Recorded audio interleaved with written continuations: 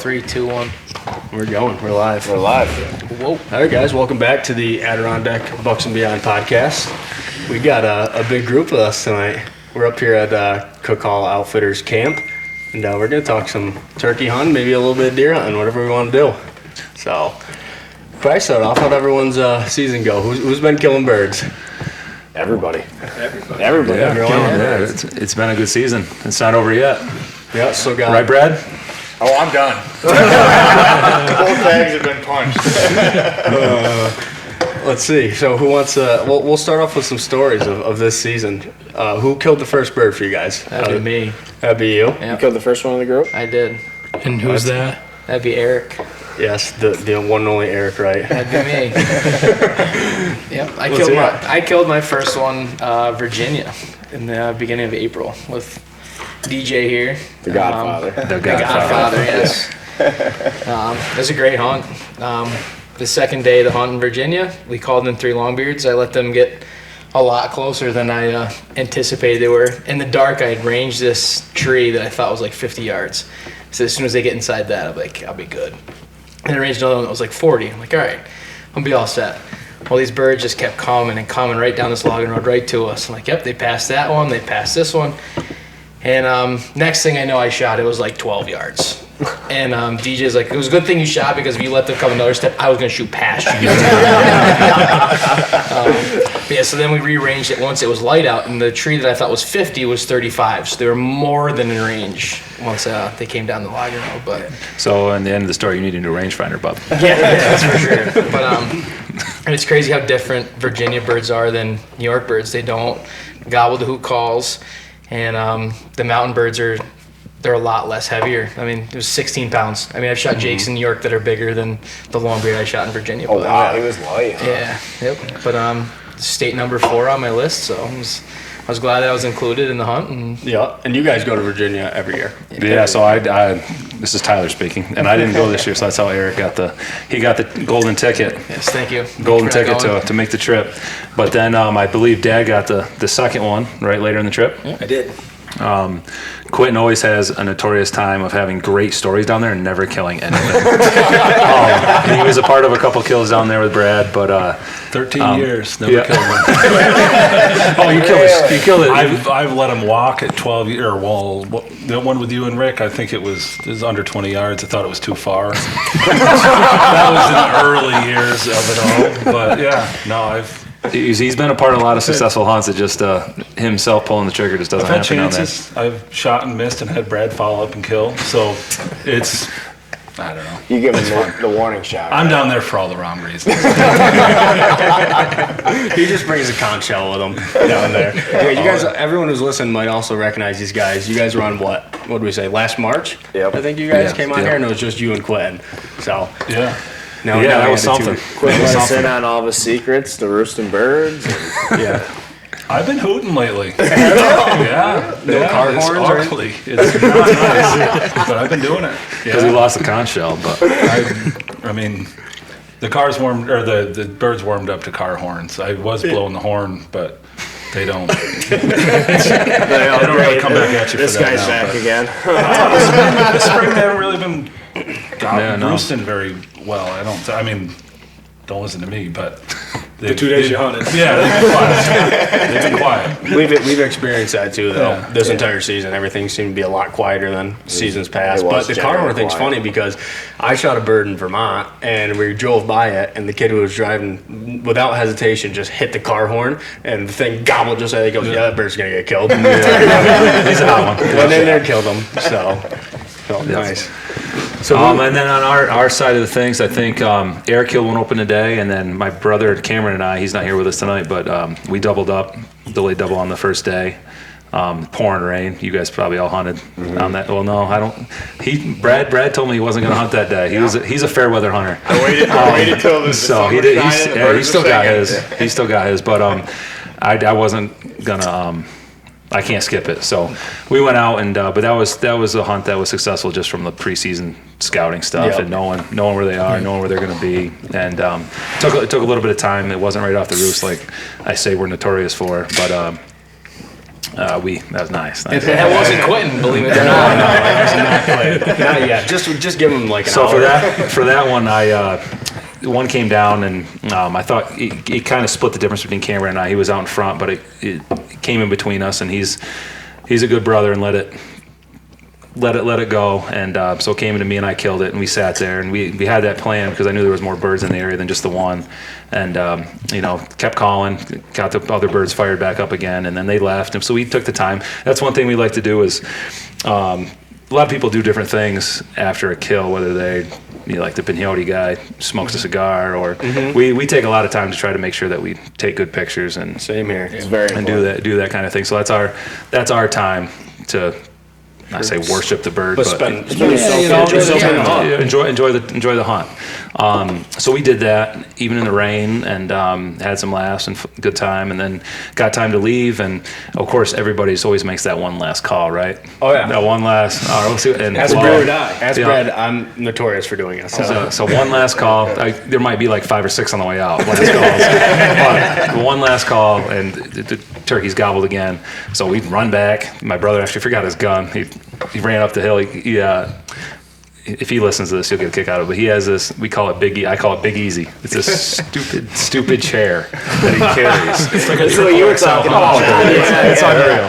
But he grabbed Big Easy, but he forgot his gun, and he runs up the hill. I'm like, dude, you need your gun. So he comes back, gets it, and runs back up. Comfort over the kill. And gets in front, and we call these 3 longbeards back in, and I say back in. It was the one I killed wasn't part of that group, but we called these 3, and he ends up killing one. So it was a good morning. So not bad for a rainy opening day. No, it was awesome. It was awesome. So Eric got 1, we got 2. Did the Virginia guys get one that day, or the second day? It was the third day. The third day. So Dad, I think I told you guys this the last time we met up, but we have a lot of connections around we'll say, different states. So it gives us a good opportunity to get down there in Virginia and hunt different times of the year. And but we return that favor with these guys when they come up here. So Dad brought out a guy named Rick that we hunt with. He's kind of brought us to the camp that we hunt at now. And he was able to harvest a good one on the third day. Quinton was somewhere in the mix. He tagged a good one. I didn't see a picture of that one, though. Did that one go up anywhere? On social media? Which one? Yeah, he's just on there. There you go. Humble First brag. one. Which one? No, I don't know. They're probably both there. I'm pretty light on Facebook lately. So Brad, the guy that I hunt with from Virginia, he posted a bunch of stuff, and it was slid in there. So I was gonna say I didn't see any pictures of you. I'll get you a pic. Good. You guys are like a true hunting family. You guys have hunted since you were kids with Dad, DJ, and that's awesome, man. You don't see a lot of true hunting families, still, in a lot of ways, we talk a lot about part of Adirondack Bucks and Beyond, like kind of our mission statement, so to speak, is getting people to stay interested in hunting or get interested in hunting. And I mean, speak to that a little bit, man. Like, speak to spending the time in the woods with Dad when you were younger. Turkey season's really special to you guys. Oh yeah. Yeah, no, turkey season's one of those things that I was able to harvest one when I was really young with Dad, obviously, and At 12, right? Legal age? Definitely 12. Yeah. I was the same way. 13. times were different. Times were different back then. They were. But yeah, so I mean, I caught the itch early, and it's one of those things, and just the way to outthink a turkey. A little different than deer hunt. I know you guys like to hunt up north, where you also.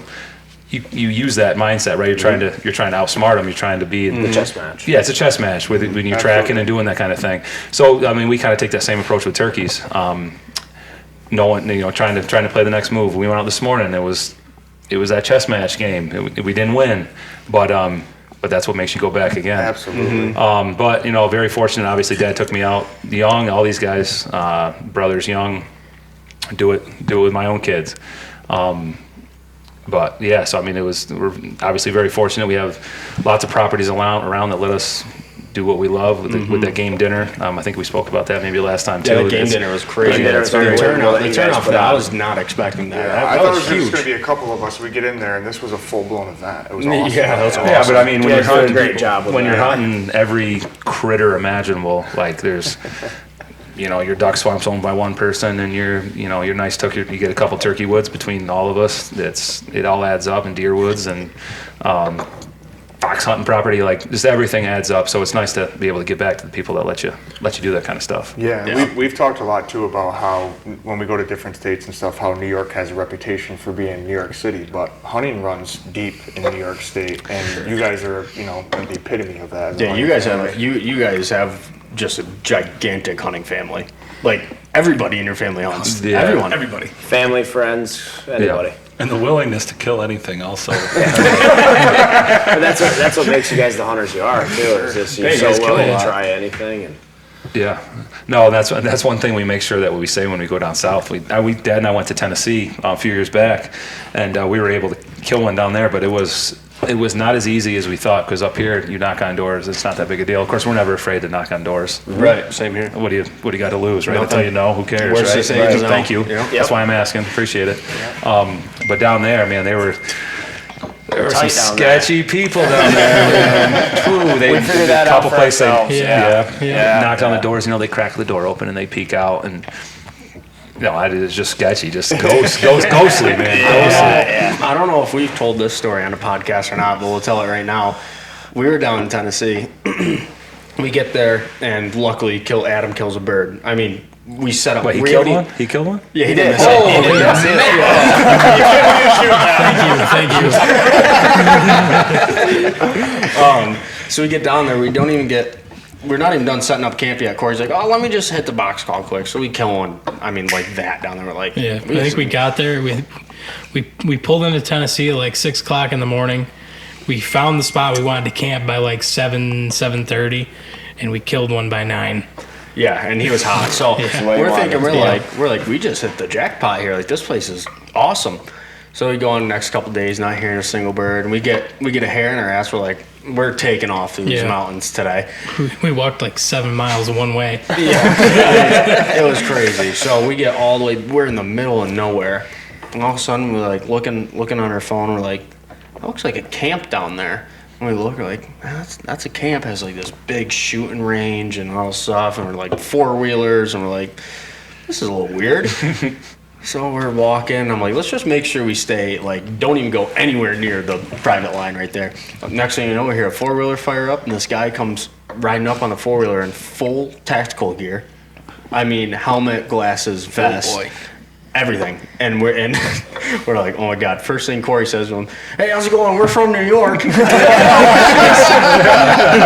idea. I got nervous. He's from New York. None of us are. We're fine. I don't even know this guy. The guy's like, "Oh, really? Well, I wouldn't be going telling people that around here." He's like, "Yeah, I'm actually from where did he say? New Jersey." He said, "I moved down here." He's like, "You're fine. Just be careful out here." He's like, "Whatever you do, just don't go walk down that way, because my tenant," again, we're in the middle of the mountains. He has a tenant out there. He's like, "My tenant has 360 windows with a gun at every window." And we're I believe this. We're going to go back to camp, actually. That was an We're gonna leave absolute these turkeys compound. be. They're fine for today. We're going back home. And that's kind of where I was going with that. Like when we go down there and we learned, and he's learned obviously over the years and being in Virginia. You don't say we're along the Vermont border, or You almost admit guilt and get a catch a Vermont accent. We're Red Sox fans. You catch that Southern Champlain accent. I mean, we get nervous parking our vehicles with New York plates on them down there. We just get nervous somebody's going to get upset about it, but we've never had any issues. So Well, I didn't think about it until now. Thanks, Brad. Well, Parking my truck all over Virginia. The first thing we think of. Yeah, it's funny the stuff you run into when you start traveling all around, especially chasing turkeys. The different people and different cultures you run into. So that's true. But yeah, I want to go back to you guys. I think you had said the lack of gobbling this year. I mean, it has been. I don't know what you guys have experienced, but it has been one of the toughest turkey seasons thus far for me personally. That I've just not heard as many birds I have heard years past. Like, not even close. And they just don't seem as cooperative this year for whatever reason. Go ahead. No, I was gonna say, like, we've on the roost they gobble, and I think there's I don't know if there's a lack of turkeys. We talked about them being in different spots this year. Like they're not. We talked about the Little Woods last time we met. Remember? Okay, not a turkey been there this year. Nope. Really? Nothing. Not a single one. Nope. Been like 10 turkeys killed out of there in the last 5 years. Yeah. And not a single one this year. And it's not because we killed 10 turkeys there in the last 5 years. There's just always been turkeys there, and not a single one. So they're. I mean, I think they're around. We've noticed that they're in different places. spots. I mean, he killed both of the ones you killed to me this year have been in Odd places. They're just it's just different. And then we also noticed like once they get on the ground, there's a lot more shutting up. Yeah, that's what I noticed this year too. Yeah. For sure. But and there no lack of birds because before the season we were out driving around every day, and there were birds everywhere. And it seemed like after that first week, it was like they went in hibernation. They were gone. Couldn't find any of them. Yep. And another example. Adam's been around. Oh, Adam scared them all. Hey, we're just Sorry, dude. Poor Adam. He can't even crack a smile. Deserve every ounce of this, boys. we'll be getting to Adam momentarily. Oh boy. What do you guys say? I've only called in every turkey in the county and sent them flying back the other way.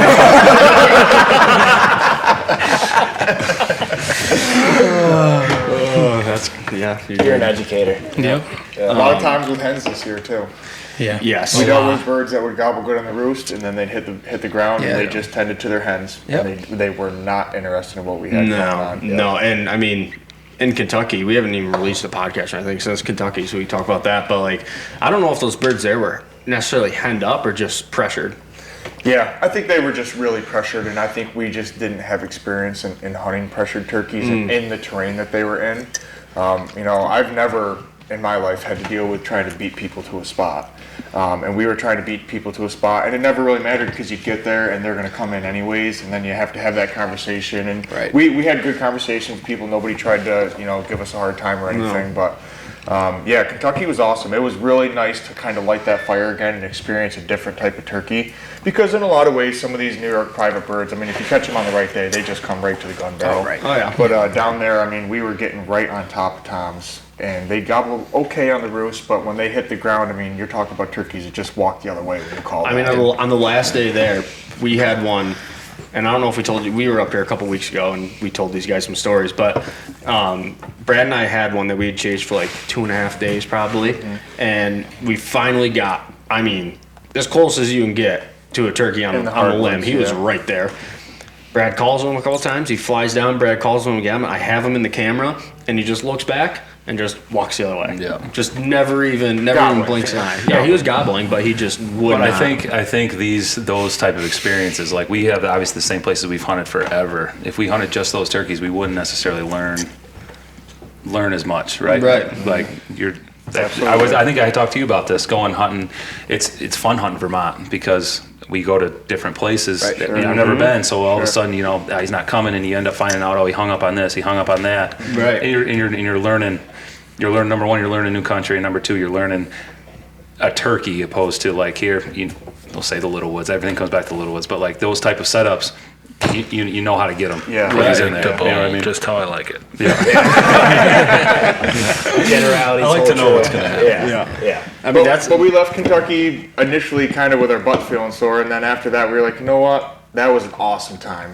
We got our butts kicked. Those turkeys earned it. Look, I They got put a us good back in crowd, our too. place. So There's been 20 of you guys out there camping during the year. It killed me that I couldn't go down that weekend. It hurt so bad. Yeah. How many How many people do we have? We had 8 people, I think, went down. Yeah. 7 or 8. Yeah, it was a really good time aside from the turkey. I mean, we all got Lots on of laughs. birds. All of us got on birds, just couldn't execute it. Yeah, definitely. Yeah, you guys were heading south as I was heading north. I'm like, God, this sucks. I hate it. I gotta go back and go to work. You were in Virginia when we were in.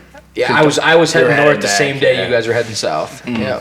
Okay. Yeah, and you didn't make it down to Mass this year either. No, that hurt too as well. It looks like you guys had a good time in Mass. Yeah. Oh yeah. Yeah, we had a so fun time I mean, with like I was just telling you guys out on the porch, we'd gone down to Mass and was started hunting some public land, ditched an old farm that we hunted just because Eric knows there was a. I mean, it was a fun farm, that's for sure. It was a fun farm, but kind there's of a headache though. problematic fella on the farm, so Yeah. we decided not to go back, and we ended up stumbling onto this better farm, and I mean, there were birds everywhere. The first morning I got in there, I had told these guys, I'm like, I'm gonna kill a bird in the morning. There's too many of them, and I had a good hunt. I think there was like think there was like 30 or 40 birds out in the field the morning I got there, and it was one of those hunts where I was just sitting waiting like it was a deer.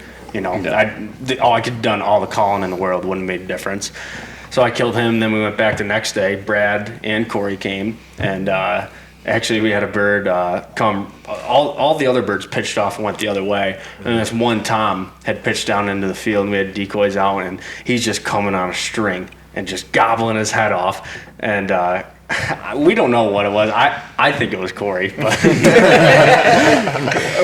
I think Corey moved his gun a little bit, just like this, and the bird just caught it at the right time, and he just spun right back around. And I ended up had to swing and shoot him, and then I don't know. 5 minutes later, you shot your bird. Yeah, 5 minutes later, called another one, and he came running right into our lap, dusted him right there. It was kind of a silly hunt, honestly. It was fun, but it was silly. But like something that Corey said to me right afterwards, he was like, "You need those hunts sometimes." Yeah, right? those are the ones that you get your season kicked off the right way, like the confidence booster hunt right there.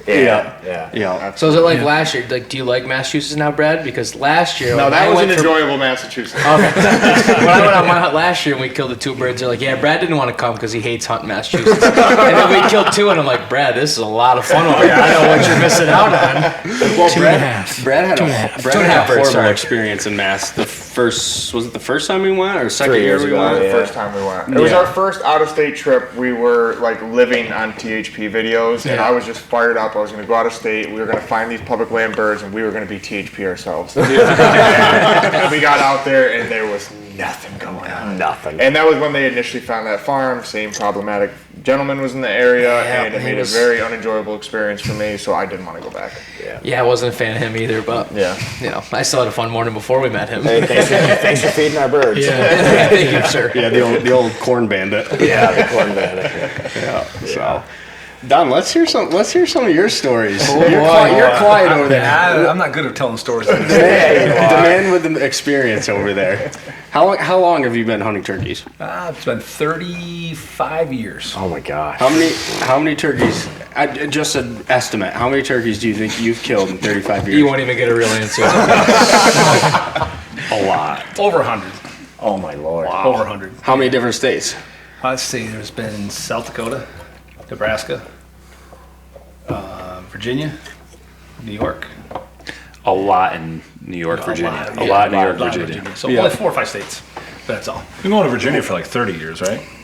27, 28 years, yeah, something like that. How did you get roped up into going down to Virginia every year? So a buddy of mine, he's a vet here in our area. And he, can I take this thing off? You can? Yeah, I don't care. Yeah. He doesn't like to go talking.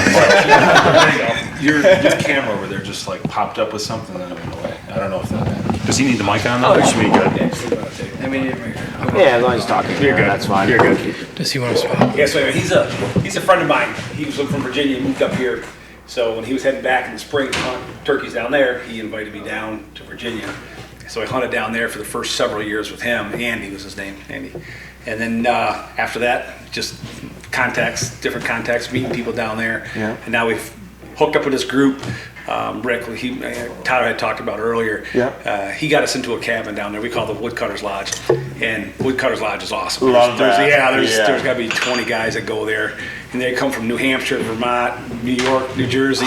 They all go down there. It's a great time. Yeah. So that's how we got started hunting down there, and that's where we've been hunting ever since. Is out of Woodcutters, but that's all national forest. There's a lot of people in between there too that he didn't. Yeah. I mean, he could sit here and talk for a while on. Sure. Like one person leads to the next person, leads to the next, Right. leads to the next Networking. person. Oh, it just all networking. it's crazy how it just goes down the line, and then and you still hunt with all these people, but Yep. Absolutely. just a lot more contacts. Has the population changed over the years? Was there less turkeys when you first started? When I years first ago? started hunting turkeys here in New York, there were no turkeys. My father, who'd been obviously living here his whole life, had never even seen a turkey. And I told him I was going to turkey hunt. He's like, "There's nothing here." And I shot a Jake on my very first year hunting right down here in Lysol. I'm gonna cut them off. So we've come a long way with our turkey poses, and I mentioned earlier how we spend a lot of time taking the pictures. Photo you posted. Oh, it? yeah. I had to do Face net still on along the house. Like, what are we doing? That is vintage. That's vintage. Yeah. While we're on that topic, keep Tree bark. Keep that thought. But Brad and I did a retake of that same style picture. Yeah, that's awesome. That is great. You'd be surprised what becomes trendy these days. Yeah. You might bring it back. Is that this thing? Let's make it. Yeah, let's just, Corey, just take that, and Don can take that, and you can take the headset. Okay. Here, you just clip that right on. Just clip it right on your shirt. Hi, Coley. Perfect. I'm back. That should solve our noise problem here. There we go. Perfect. That's better. Thank God. That's better. I'm with you, buddy. Nice. That was driving me nuts. I drove everyone listened to this nuts too. What the hell is this? Sounds like an earthquake going on there? Wow, that got really quiet. It's so nice now. All right, so That was in '87. I started hunting turkeys, but by the early '90s, '91, then the turkey population went boom. There were turkeys everywhere, more turkeys I think then than there are now. What led to that, you think, Don? I'm not sure what led to the population increase, but everybody used to do a lot of trapping back then. So I think the lack of predation, I think, certainly helped. And now the fur market has dropped. Right. No predation. There's more predation. I think the turkey numbers have dropped a little bit. There's areas in certain areas that we hunt that have pretty good turkey populations, but you go to some other areas, there's not so many. Sure. Compared to back then, would you say the habitat's similar here now, or Yeah, is it the different? habitat I don't think has changed any from what it was before. Okay. Yeah. I'm always curious about that because I hear that, a lot of things have changed, from when there was that boom with the habitat and stuff. I'm curious if that applies to here in New York, because I know in a Farming lot of practices Yeah, probably I was gonna don't help anything, like taking hay earlier and earlier every year. And with the nests and That's everything. so nesting and stuff. Yeah. Then there was a lot more hedgerows, a lot more areas to kind of get away from things, but I wasn't here for it. Wow, But yeah, that's a really good point. I mean, you don't see a hedgerow last anymore. I mean, they're pulling hedgerows out like crazy to expand the fields like that. But you got to figure back in the day, back then, they weren't mowing hay until the first week of June. I mean, nobody mowed hay before Memorial Day. That was unheard of. Sure. And now, 2 weeks before Memorial Day, and everybody's got their first cutting all done already. Right. I mean, all like those this nests, year, I mean, January good thing seems is- like it popped up. And the good thing this year, Very we'll be able to quickly. re-nest because they lost them, Right. but it actually might even help our turkey population. When you start mowing them over, Memorial Day or around there, it hurts. A little too late at that point. Yeah. Yeah. And our weather's changed some too. I mean, it can be Quick screen. dry is just as bad as wet. Right. It's too dry. So you have to have that water in the mornings to to get the eggs to hatch. Right. Yes. So and if that doesn't happen, Right. drought is the worst. You go to the western part of the state and there's hardly any birds out there. That's what we hear. And they've had droughts like year after year after year. Yeah. And the eggs are fertilized. They're just they can't hatch because Sure. they're And you would think it's soft. quite the opposite because the deer population is fantastic out in western New York. Yeah. They shoot all kinds of big bucks out there, but Yep. yeah, turkeys are not the same. So, would you say the early '90s were like the peak of turkey hunting? I think it was around here. That was, and there was far less turkey hunters. Yeah, I was gonna say that. Less turkey hunters, and the turkey. It was just really getting going Sure. back then. Will Primos was kind of like the man, and He was paving the way. he was paving the way. Yeah. So, it was hardly anybody hunted turkeys. I remember going to seminars and people, this is how you hunt turkeys, and Yeah. people were making their own calls, wood box call. I made box calls and slate calls. Oh, did you really? Yeah, tried to. I mean, I was never good at it, but we tried. Actually, the first gobbler I ever called in was a box call that I had made. The first longbeard I ever called in was. That is something else. You don't have it anymore? No, I sat on it. I crushed it. I broke it. Yeah. Yeah, and then technology has come so far. Huge. For turkey hunting. I mean, the guns and the decoys and the calls and the camo patterns. And I mean, camo is what it is, but still. Back in when I first started hunting turkeys, there was no interchangeable chokes. It was you had a full choke on your shotgun. I had a 1100, and that was it. Right. And if you shot 30 yards, that was a poke. That was, whew. Yeah, that's a long ways. Yeah, that's not the first time I've heard that. Yeah, and if you told anybody you shot one at 35, it's like, oh man, you're shooting way too far. Yeah, that's Shoot my 35 now. Like, oh, you had him right in there. Yeah. But you talk about technology, like Onyx has just been huge, especially like me. I've never been out of Virginia before with these guys, but like being able to pull up all these ridges and mountains that we were going on in Virginia, it was like I don't see know where the how shelf people is hunted and- without it. How do you go to another state? Talk about it all the time. and find public I don't know how people. I mean, you Let's be able to ask speak them. for it, but how How'd you do it before? Just Word of mouth. go map, paper maps, and hope for the best. That's I'll all be you did. God's honest truth. If I looked at one of those maps, it would mean nothing to me. Yeah. Really? I have no idea. I would have no idea how to use it. Just go and hopefully you find your way back. That's it. Bring a couple shells, shoot your way out of there. Yeah. That's funny. What I'm curious. What were like the camo patterns like way back in the I day? go to Army Depot and got the Army green camouflage. That's what I Everything that's cool now was cool then. It's coming back. Like that camo he's got on, Yeah, that's bottom 30-year-old camo that's just become. Realtree, or not It's Realtree. just like the hunting fashion. Bottom end is coming back. I see Realtree just came back out with Advantage. They were Yes, like making the their new Advantage. ones. Yeah, Brad was excited about that one. Original tree stand, no one wants to jump back on. Yeah, with Quinn's me the on only that. one. It's been 4 years. He wears a deer hunting, he wears a turkey Turkey, hunting, everything. tree stand. That's Green just what leaf he wears. Squirrels, everything. Green leaf or die, right, Adam? That's right. Oh, that's funny. Yeah, that is, and I remember my dad told me stories about hunting back in the '90s for turkeys, where, like you said, like 30 yards was a poke. He said back then I didn't know any better. He said the amount of turkeys that I've let walk by me at 30, 25 yards, that seemed way too far back then. Right. Yeah. Well, nowadays it's just I know it's just Imagine. It's crazy. yeah, it's just changed so much, and it was the foam hens back then. Oh, and, yeah. You know, and all that. Yeah, now you got the AVNX. Well, these guys don't know anything. anything about decoys. They make fun of I was me. gonna say, 'cause you guys aren't decoy No, guys. no. Right. No, They're they're not. not. I would When's say the we last time probably you guys used a decoy? Never. Never. Never. Ever. Really? Not once. What about in fields around here? No. Never. Never. They made fun of me. The first day I ever met DJ, he goes, "Oh, did you kill that bird?" He's like, "Oh, you hunt?" I'm like, "Yeah." So I was like, "All right, cool. I'm probably gonna fit into this family, hopefully." And he's like, "Oh, did you kill that bird? Like, what'd you use?" And I was like, "Oh, yeah, like, I said the decoy up here." He's like, "Yikes, this is not gonna be good." And I told him this. But No, we never use decoys. That's Really? it's so crazy the difference. Like, they grew up like a whole hunting family, 3 brothers, a dad, never used a decoy. I have 4 brothers and a dad. I've never hunted until I met these guys without a decoy. Really? Never once. Yeah.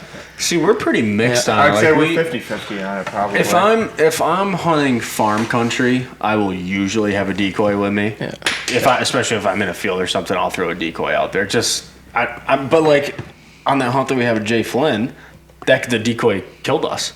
The Jake decoy that we had. We stuck a hen in a Jake decoy out there. Yeah. I mean, we had 4 longbeards hammering, and we're like, oh, they're throw a Jake decoy out there and come beat it up.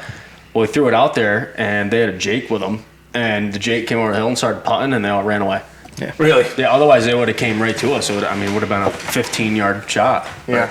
And they just turned around and wanted nothing to do with it. But like when we go up to the Adirondacks and stuff, we never. Yeah. I mean, if we're in the timber, we typically don't. Yeah, if we're in the timber, we won't carry any decoys with us. And I try to fit in now. I try not to use them as much as I can, just to get approval from my father-in-law. So, you finally did it. You killed one without a decoy. Godfather, give me your blessing. I've killed 4 or 5 now. So the couple I've killed with you. Yeah. We killed one with decoys last year. It's But gotta feel better without it, I don't know. doesn't it? I just like killing them in general, no matter how I do it. I just like But doing it. like that decoy's killing it for you. That's where I go with it. The amount of times a decoy, like you said, have ruined a hunt for me is unbelievable. I've honestly with the Jake decoy, I've had the Jake decoy ruin more hunts than I have had him help me. I've killed birds. The hen decoy. I've had good luck with. I've killed birds why over bother decoys. carrying it if it hurts you? What's that? The why bother carrying it? Yeah. I know that's why I get hung up on it, But the hens never screwed me. Just the Jake decoy. Yeah, there you go. Because it is fun when you do set that thing out and they come in and start beating the shit out of that thing.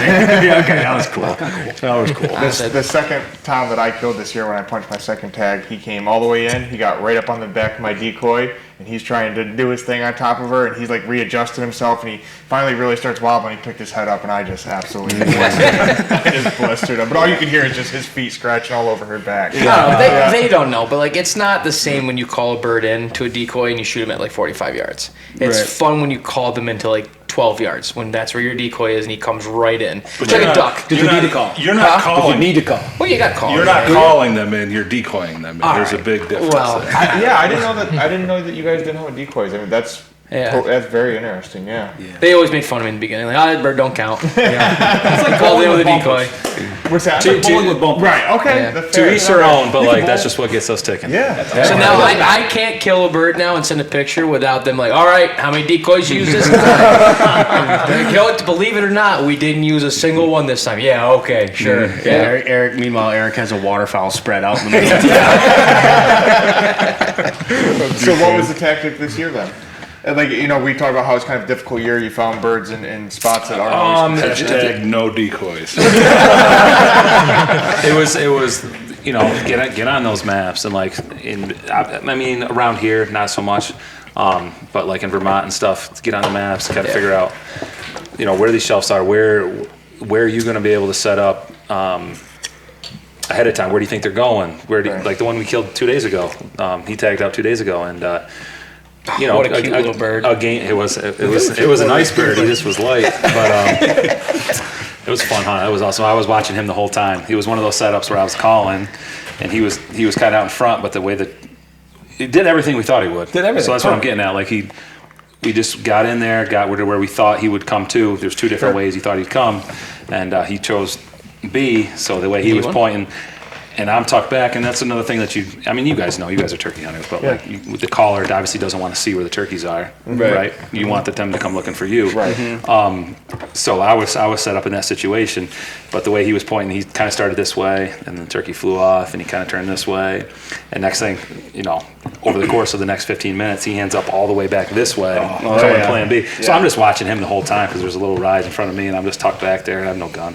And it was fun just to watch the whole progression, just the whole thing, Yeah. just the whole thing, and you know he's scooting around the tree. And then when I start, you know, the last gobble that the turkey had made, you know, when you can almost feel that like Pounding in your right, chest. get you going, don't it? And he is on top of us. So right now. so I you know I felt that, and I said, oh, he's there. And then I see him doing one of these things, you know, one of these, and like I said, I'm looking at him. He's not shooting at me, but he's shooting kitty corner. I'm looking at his face, you know, and he's up and down, and then he put his head down for like more than 5 seconds. Yeah, As I said, oh yeah, anytime I look down the beat for more than 5 seconds, it's too far. Like I'm shooting. Like, if I look if I look for too long, it's shoot part two. It's going down the pipe. So then boom, and it was fun. It was awesome. So, but to go back to your thing, like just go. Just have a plan, and that's kind of the scheme we like. I mean, anybody that wants to hunt with a decoy, hunt with a decoy. Like, that's fine. Except me, I'm not allowed but, to. Like, No, you're not. but we very easily could have just, like, our plan would have been put a decoy in the field. Yeah. We should end up shooting him in the field. Yeah. We shot him in the field. But the way we played it, we wanted to keep him as close to the work the edge. terrain and like Yeah. figure it out on your own to make the turkey come Right. to you. Oh, yeah. It's the idea. It's That's not. the way we've been working. It's on all it is. So it's right. Here's So the- the A plan would have been just to put whatever scheme you wanted to put out there for a decoy Right. set, and hopefully it comes and kicks the snot out of the decoy. The other thing is, do you guys usually hunt with two people, a caller and a Always. shooter? Always. So They that's always do. that's the other thing though. With decoys, like you guys aren't calling. But not always. I mean, No, there's- my second one this year I called in by myself, but it was using I've called a lot of turkeys in by myself. Using the terrain, yeah. But we like to always. It's fun. It's fun to hunt with two people and, Right. and play that game with somebody That's else. our favorite thing about turkey hunting is we usually, I mean, when we go out because we have all the cameras and all that stuff. I mean, we're usually hunting with 3 people. I mean, at least 2. Cameraman normally the caller. Is that the idea? Yeah, and it's funny. I was thinking when you were saying how you're watching him like go through his progressions of like trying to shoot the bird. Brad had said when I shot my bird up in the Adirondack, she's like nobody knows where they need to be more than the shooter does, no matter what. Like it doesn't matter because Brad and I were on opposite sides of the tree, and I told him the bird had gobbled, and I'm like, we need to switch now, and he was kind of like. It didn't mean anything to me. I mean, the turkey gobbled out in front of us. I was perfectly comfortable on his right side. Yeah. And I was like, we need to switch right now. And thank God we did because the bird ended up coming into the right and I wouldn't be able to shoot him if Brad and I hadn't switched. So it was just funny you said that because it brought up what you would say. Same thing though. I mean, we've filmed hunts where I can't really see where the bird is, but I can just tell by, again, the progressions on the gun. He's looking over the gun, he's looking down the gun, he's looking over the gun. And then you can almost see them like settle in and relax on the gun and you know it's about to come. And you can tell that moment that he sees him. Yeah. Right. That was he sees them. That was like you last year on our last hunt of the year. Yeah. We fully anticipated this bird coming in front of us. We worked him for 35, 40 minutes. There's no reason for him not to walk up that logging road. Right, and he came through the thickest things, and all of a sudden I just see Corey just take this ridiculous left-hand turn. And this bird popped up at like 10 yards out of this thick stuff, picked his head up, and boom, flat. Yeah. I'm like, You make a decision, you swing, you shoot. Yeah, like that was the end of the hunt. Regardless, you were going to kill him or he was going to run away, and that was Right. All right, time for me to ask you guys a question. All right, are you guys lap sitters? Okay, and let them come behind and then pick up and shoot. You're always Or are you always up? I am always 100% of the time up on my knee, ready to shoot. There's someone at this Blind or table no that's blind? not. You guys rocking blinds? No blind. No blinds. No No blinds. blinds. If you use a blind, you got on your knee, we got problems. So right. I cannot, and it drives me nuts hunting with other people when I see them with their gun like this. Then you'll Like, never hunt with DJ. get it up on your almost knee. never put my gun up until he's in range. I gotta be honest, it smokes my shoulder. I'm the same way. Yeah. No, I'm the same way, Don. he Same never way. does. It's like, okay. Guys, well, that was my first indication he thought he was coming. Oh, me? 'Cause he went First from here gobble at to 427. The safety's off. I heard that gobble. I'm like, I'm ready. Quinn's up 100 all the time. I wouldn't say I'm a lap sitter, but it's on my knee, You're but my knee's comfortable. down. You're comfortable. It's not up. I'm not shouldered. Yeah. I can't. Well, I don't. If I know he's coming and he's coming, like I'm getting it up. Yep. But like early in the morning, he's on the roost, like there's other turkeys I'm could chilling, see me. yeah. I'm not trying to You gotta be struggle. I'm Yeah, not but then trying by to the time he struggle. drops out of the tree, but it's daylight, and they're all seeing you. So you better have that gun up. Listen, That's how I was trained. we told the story last time when the one that pitched out that I thought was a hen. I thought you dusted a hen. Well, my thing is like I'm just so much more comfortable. Like I am not comfortable just shooting offhand without it rested on my knee. Like I'm just not that great of a shot doing it, so I have to have it planted on my knee. Actually, I missed a bird the other day and I shot without it on my knee, and I missed him. That's the first bird I missed in 3 years. Bailey is very intense when turkey hunting. Like he's Oh. very, very serious about it. Where I bet if you hunt with DJ, he's done this so many times that he's just very relaxed, very confident in the way he's going to shoot this turkey. He'll pull the gun up when he's ready, flick the safety off, and it'll be over with. Like when there's a bird committed, I mean, I'm Bailey going to is war. just laser focused on that gun, waiting for that turkey to come in.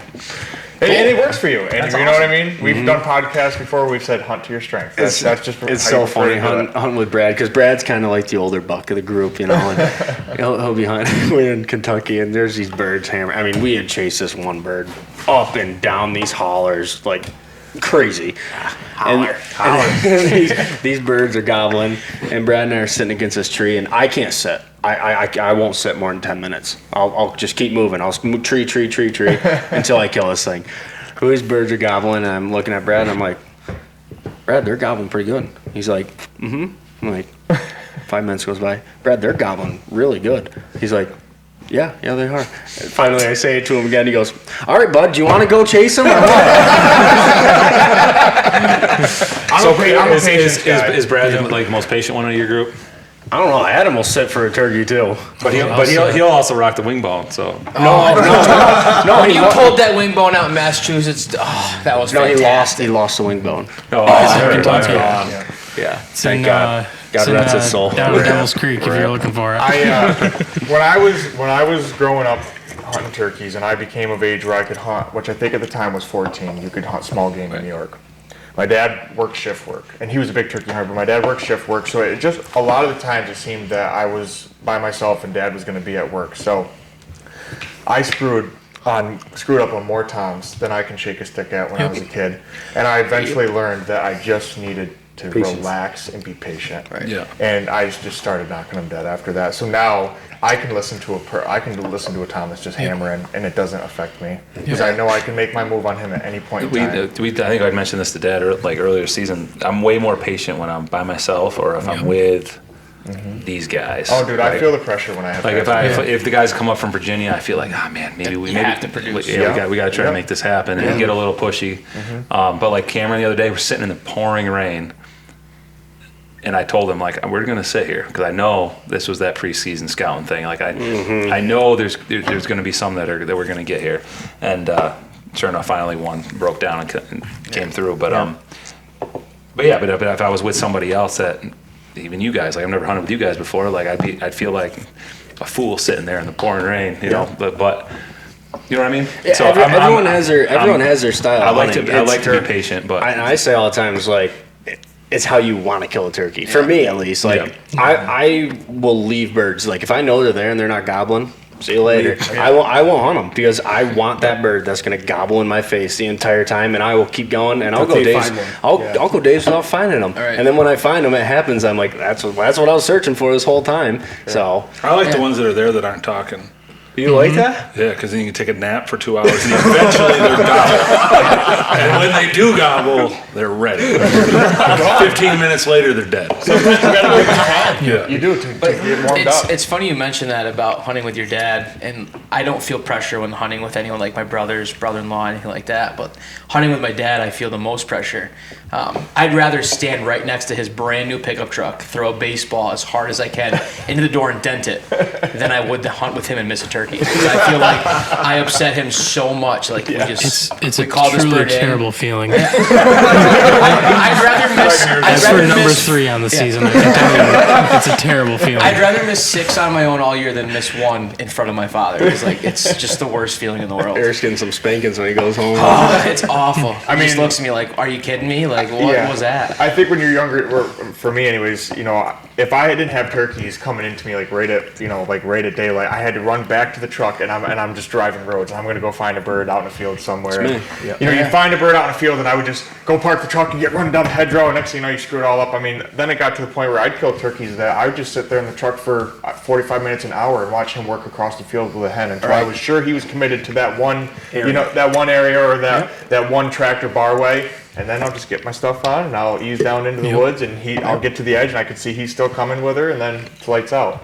Yeah. So just, everybody's hunting evolves over time. And that's ages like 12 to 15, I thought if I didn't kill a bird off the roost, I'm not gonna kill a bird that day. Sure. And then you put a lot of pressure on yourself to succeed. And then I learned about nooners, and I absolutely love a bird that I kill between 11 and 12 o'clock. yeah, Like, lots of them. I've worked all day to kill this bird, and it's just like it feels so much better when you do it. Yeah, absolutely. I had something on the top of my head. You reminded me of something, but for right now, I guess we'll go back to. What are you laughing no, at? I'm just laughing. It's funny. Tyler laughs at me because like, oh yeah, you killed that bird at 11:30, but you had decoy out there. I didn't say that. I didn't say a word. You were thinking it. I didn't say a word. I know what I was gonna say, and I'll be curious what you guys think. Do you guys like killing birds in fields more, or do you like killing them in timber more? I think I would prefer to hunt. I think we would all be the same. We would prefer to hunt a woods turkey. Okay, But we will not discriminate. Yeah. We will. I'll agree with If we that. see the one in the field, we will try to devise a plan. We knew the one that he killed 2 days ago was But going. every field turkey is assisted by a bunch of woods. Like, so it's all Right. Yeah, you're not wrong there. But like, Like the I bird- couldn't imagine hunting, hunting. depending what state you're in. Saratoga County where you hunt, it's a lot of flat ground fields. Yeah. That would be really challenging. Sure. yeah, I don't like Yeah. drive down the road and see a turkey in a field and try to go hunt him. I do not like hunting that way. Yeah. I'll look at it and say, yep, he's a nice turkey, and just go somewhere else. And I'm the complete opposite. I will devise a plan to try to kill That's that what I turkey. live on. That is that right there. I know they're on that property. But around here you get a lot. Obviously the terrain. You can still hunt a field like the woods in a way. Like the second one, the one I tagged out in New York this year was. I told him, I said, I know if one comes to this pasture, I know he's going to come to this knob. But in Saratoga County, you might not have as many of those knobs, you know. Right. And he came right up and it was 30-yard shot, and it worked out perfect. But so to answer your question, woods turkeys is 100% preferred, I think, by me and by everybody. I'd agree. But if there's one in the field, Well, I was gonna say, When the like, opportunity presents itself. the woods just fit like my style of hunting so much better, like that goblin, like especially up in the Adirondacks, because you're usually not, unless you see them on the road, which we do see them on the road. You're not gonna like see them and go right. try to kill You're gonna them, strike 'em or up. like even in Kentucky or other places like that. And it just fits my personal style of hunting so much better. I love hunting the timber. Yeah, you guys should go up the Adirondacks. I would love to. That's one dream of mine, to hunt an Adirondack turkey sometime. It's right in our backyard too. Yeah, we had talked about going up this weekend, but somebody tagged out the other day. Yeah, that happens. Loser. You guys tag along with us whenever you want. Now we've got 3 years sunk into it, turkey hunting pretty consistently up there. just a matter of finding the pockets. It's not really like deer hunting. You got to just find where the It pockets is. of turkeys are. There's a lot of turkeys in the Do Adirondacks. you find the turkeys up there? Do you get any real big ones? I mean, in the fact that there's not Yep. many hunters up there.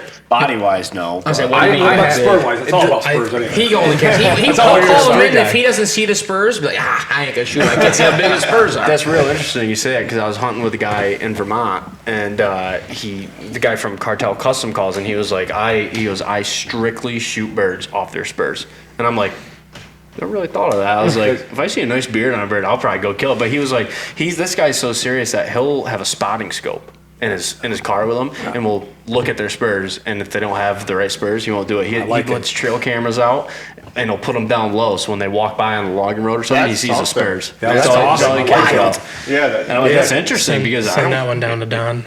That'll answer his question. Oh, is that old double beard Yeah. there? Oh yeah, this is a different kind of bird though. This is not the normal. I'm That's shooting double bird Adirondacks, every day of the though. week. Oh man. So there's a place we that's deer hunt sweet. up in the Adirondacks, and we've seen turkeys up there. So we were thinking about Yeah, I'm gonna let him making go. the trip. See what he looks like Yeah, next year. give him a year. Yeah. Yeah, no, you guys would enjoy it because, like Brad said, when you find the pockets of birds, I up think there, it matches our Virginia style too. I was gonna say, it fits you guys big really woods in nicely. Virginia. So Yeah.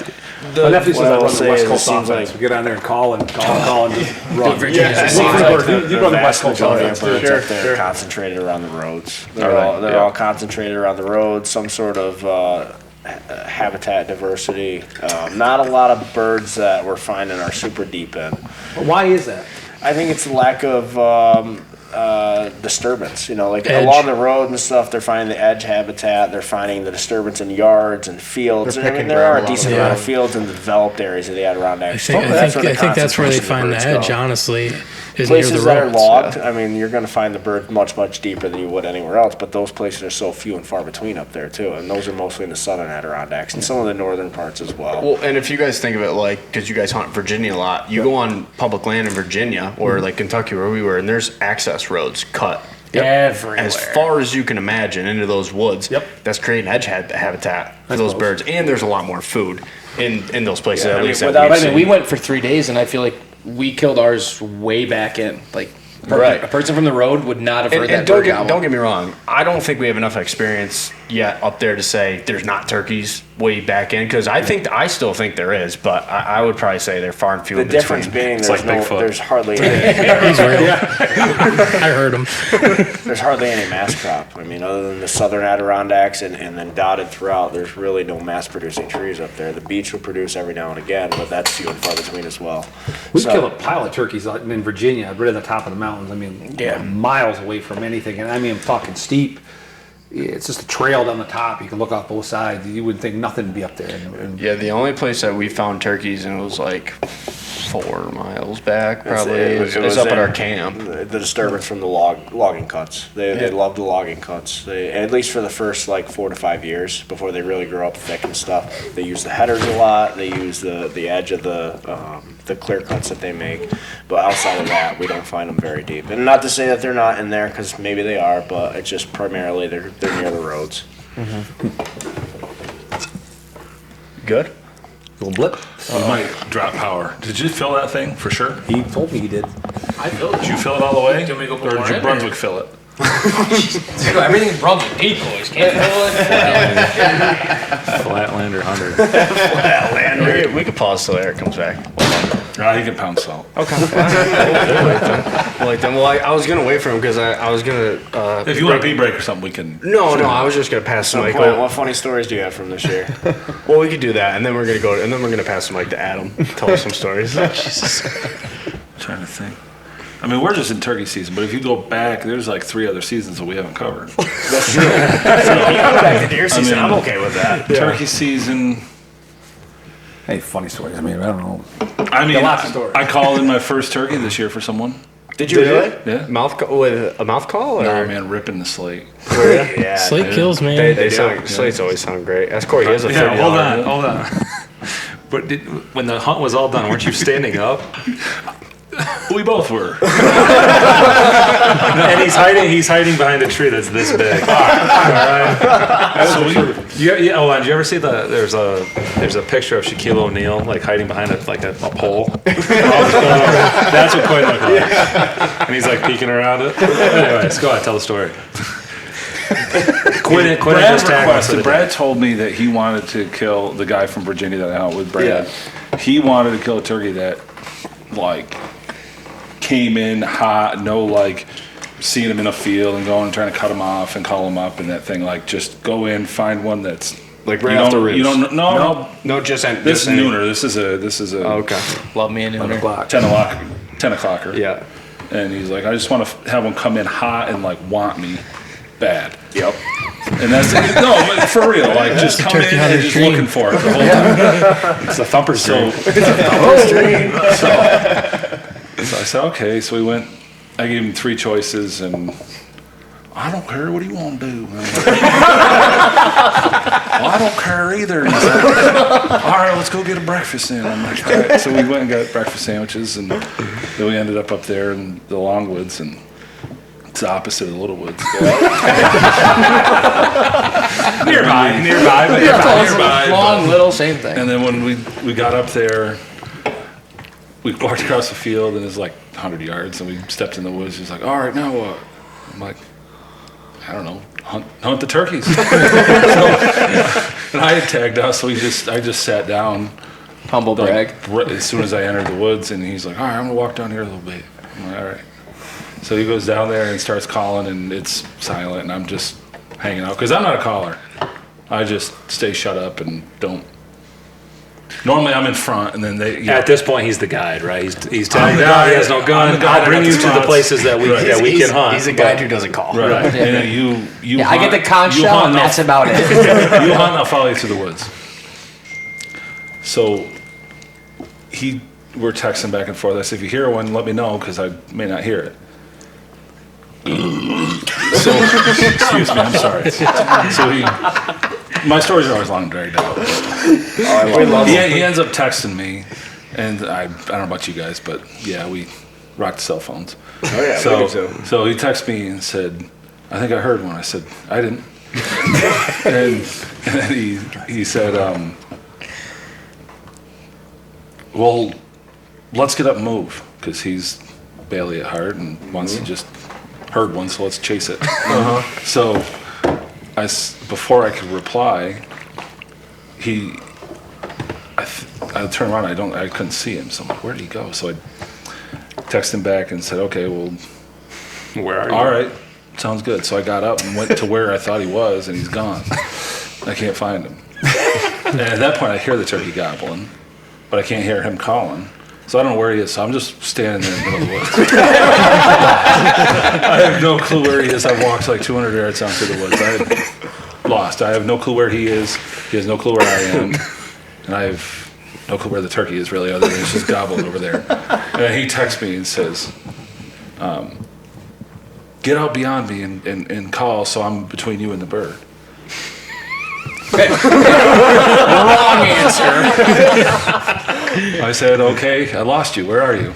No reply. I said, all right, whatever. So I took this like 80 grit, so it's hardcore sandpaper. It's all I had in my bag, and I took that and ripped it on the call because I hadn't used it all year, and raked it all up and started calling. It sounded decent, and the turkey started gobbling like hard. And he had shut up for Brad. He wasn't gobbling at him anymore, so. Whoa, that works. Surprise! So he came coming. I'm like, man, I hope Brad's between. He was down a little further. So I'm like, man, maybe I should just move more down that way, I guess. I don't really know what else to do. He hasn't shot yet, and the turkey's like pretty close. So I stepped out from behind that tree and started going to where I was planning on headed. And I took one step behind, like... This sapling. And I stepped out behind this, and there he is. Like, turkey 40 yards, just walking right across and coming to just hammer right into me. And before I could see him, he, putted and got all fired up and ran away as if I scared him or something. So he's going down through the woods. I'm like, oh God, I just screwed this whole thing up because I had to move. Because I thought, where's Brad? Brad's not 12 yards from me. The turkey's only 40 yards. Well, so once give me a second. That happened. I want to be precise. So once it takes off and goes down through there, it's been like 30, it felt like 10 minutes, but probably like 30 seconds, a minute. And I can see him going away. And then right as he goes out of sight, I'm like, I just do this god-awful, like, just like cutting and just all sorts of crazy stuff. He freaking hammers. And he's headed right back for me. And then You're still standing behind the sapling, right? Oh, yeah. No, I'm behind the tree like this. My eyes can see through both. He's got what is known as a great hide. And then I can see him coming right back to me.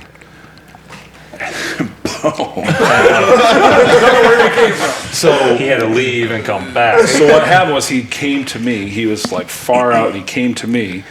Brad was off to my left, and he had come out and around to me. And then when I scared him, he was headed right for Brad. He got to like 30 yards from Brad. Brad was about to shoot him, like just had to make it past one more tree.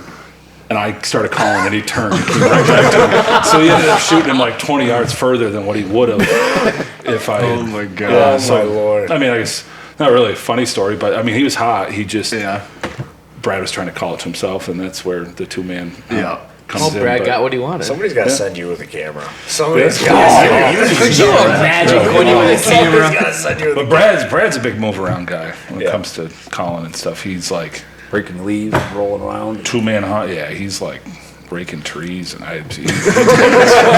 that's deer hunting, buddy. he'll be over here, and then he'll be back behind me. I lose him, but Clearly. he just keeps the. It helps if you have if you know where the guy that's sitting with the gun is. That's also why those two make a pretty good team, because Quinn's like, just tell me what you want me to do, kind of turkey hunter. Right. And you've killed a lot on your own too, like calling. Sure. But like, but yeah, you got somebody that's gonna go incognito behind you and do his thing, and he knows you're just gonna sit there and. I was Let gonna them try to ask. do it I was for gonna you. ask you, Quentin. What kind of tree are you looking for when you go in there in the morning? Like, what kind of Oh, tree are you geez, sitting up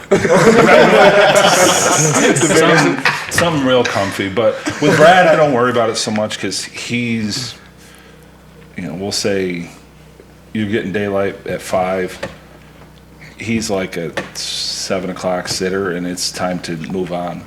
These guys, they'll sit till 10 o'clock. So I'm looking for a comfier tree with hunting with these two than I am with Brad. Brad will be like, you want to, let's move down a little bit, or let's do something.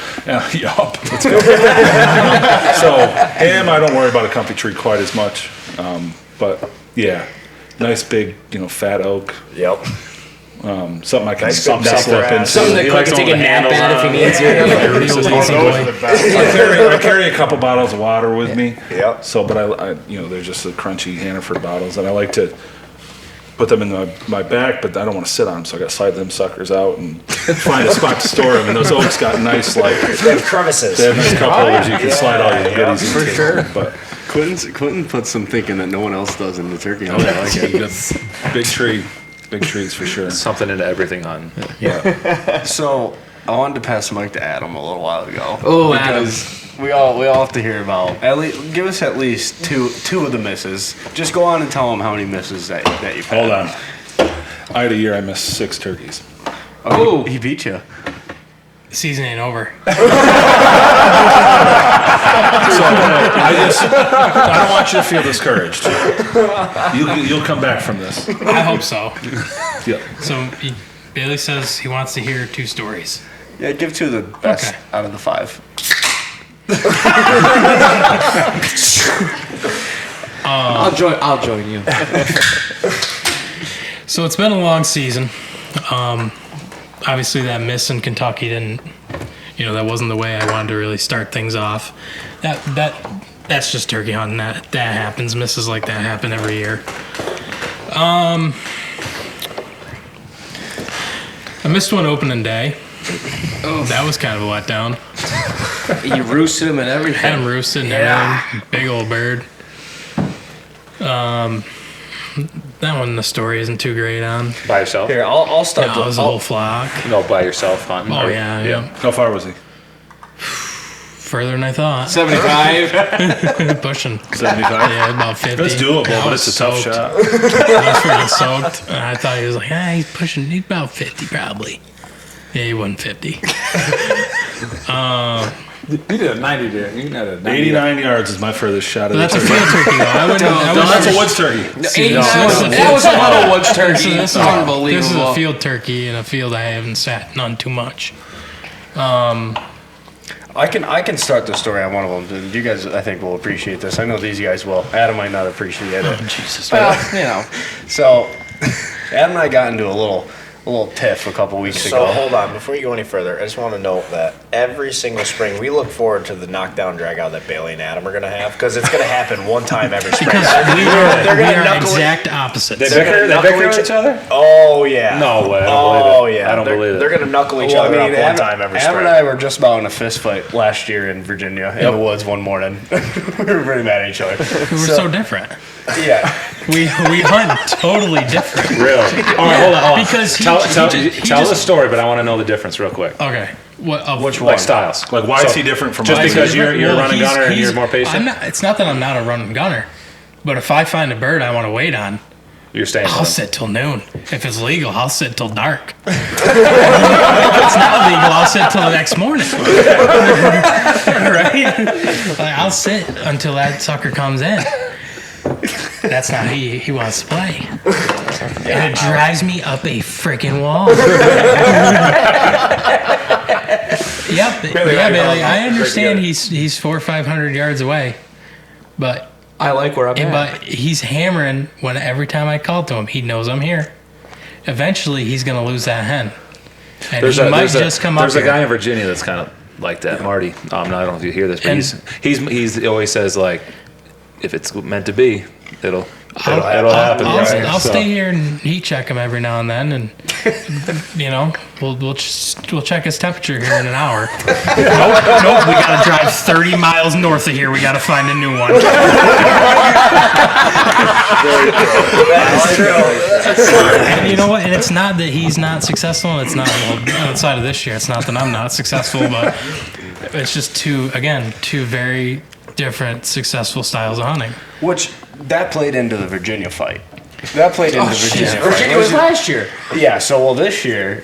I broke up with him this year. I took Lance out. This year, we're hunting. I texted him like 4 or whatever. You gonna come film me? He says, yeah. So we're up there hunting, and he pulls a quick one on me. Because you left a freaking bird that you had 150 yards away. So we leave these birds, and he's like, "Oh, how about we go up to here? Where's camp? I won't say the area, but where's campus?" So I'm like, all right, yeah, oh yeah, I know there's birds up there. Let's go up there. I'll go kill one up there. So we get up there, and this absolute slob crosses the road in front of us, and I'm like, I have this all on camera too. I'm recording, and I'm like, oh, let's go. Like, you hear me in the camera, and Adam's like, yeah, we'll see you in 5 minutes. I'm like, yeah, we'll see you down the end of my gun barrel, and he goes, whoa, my gun barrel. I go, This Tom is breeding a hen on the side of the road. I go, what? He goes, yeah, my gun barrel. I go, are you kidding me? Like, are you kidding me? So, anyways, that all happens. I am absolutely livid at this point because I think I'm supposed to be shooting this turkey. So I'm like, To be fair, we were up at like 2:30 that morning. It was like pushing 10 at this point. so then we go in, and you can take the story from there, Adam. All right, thanks for setting that all up. But I wonder whose gun barrel he ends up in front of. This is this year. This is a couple weeks ago. yeah, so we get up there, and it was about the time the black flies started breaking. And they're lifting Bailey off I feel like the that's a ground. chapter in there. So, Chapter 4. Black flies start breaking. Yeah. So We get on one side of the road from him because, like I just said, he's literally breeding a hen on the side of the road, like in the ditch.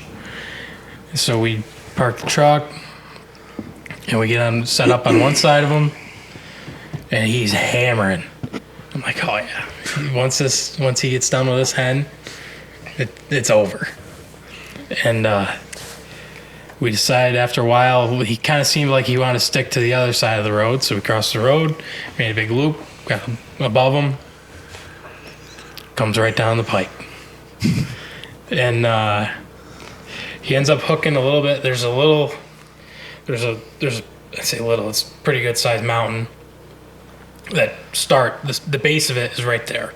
So we're right on a little flat spot before it shoots up. And that bird ends up working right along the edge of that mountainside. And it ends up being not ideal because it's kind of a hard swing for me because it's pushing pretty far left. Mm-hmm. And yeah, Brad. Long story short, yes, I missed.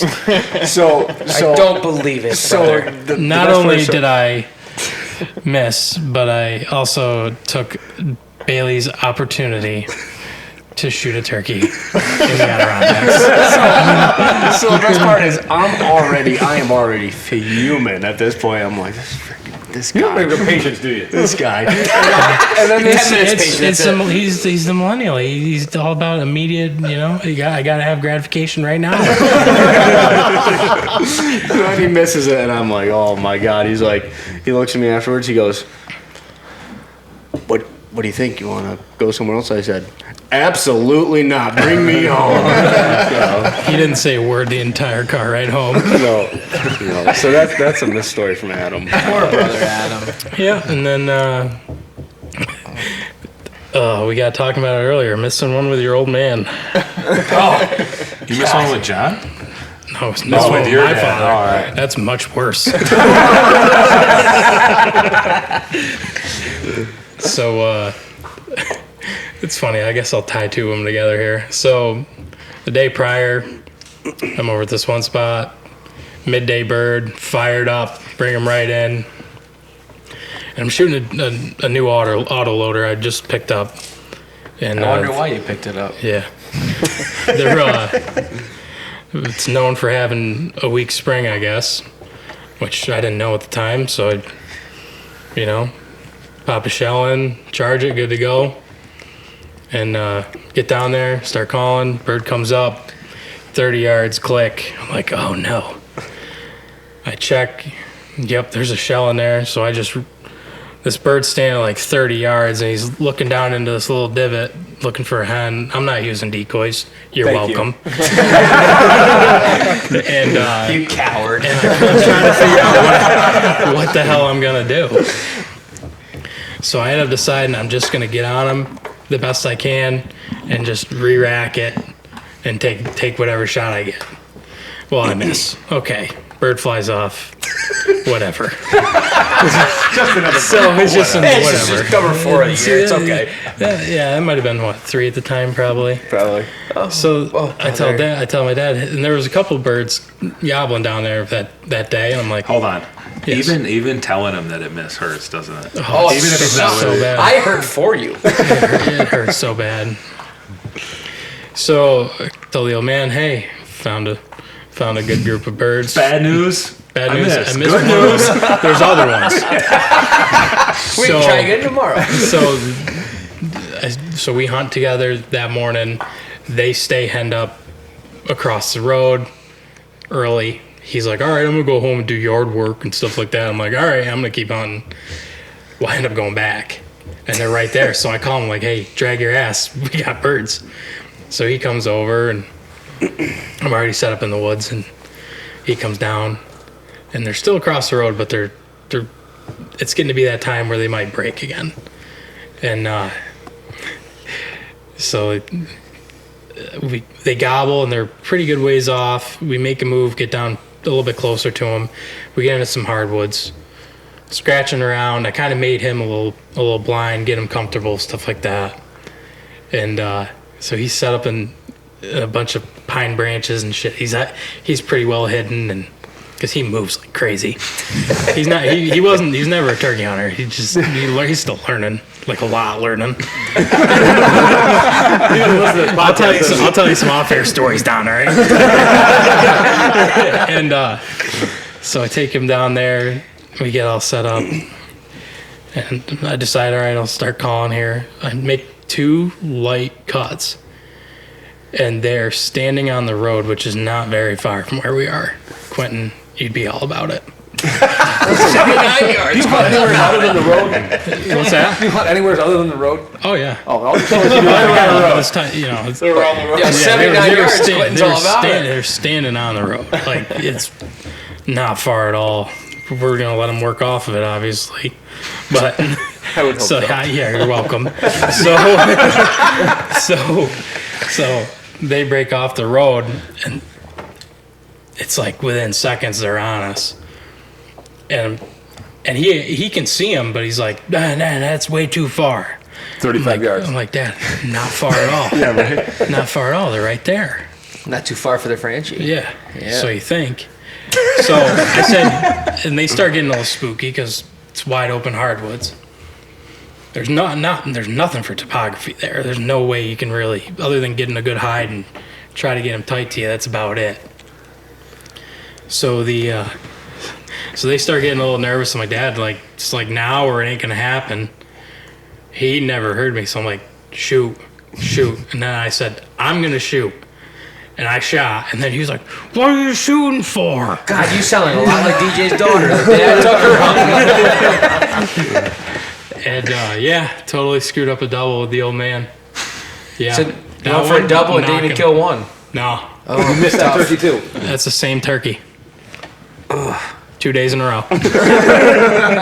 Well, to follow that up, when I say I brought his daughter hunting one day down to my little honey hole in Brunswick. Apparently, Flatlands, we're kind of tired. We did not use a decoy in this spot. This is the exact same spot. Because she wouldn't let you. She wouldn't let me. But All right, this, there you go. Yeah, fair enough. But this is the same spot that I killed the bird open day this year. Like, you can't. There's no way to use a decoy there. So they're going to come up in 1 or 2 spots. You kill them, or they're not going to. And they came up, and there was 4 longbeards, and I'm like, can you shoot him? She said, I don't have a shot. I said, all right, well, I'm going to shoot him. She goes, and she said, don't.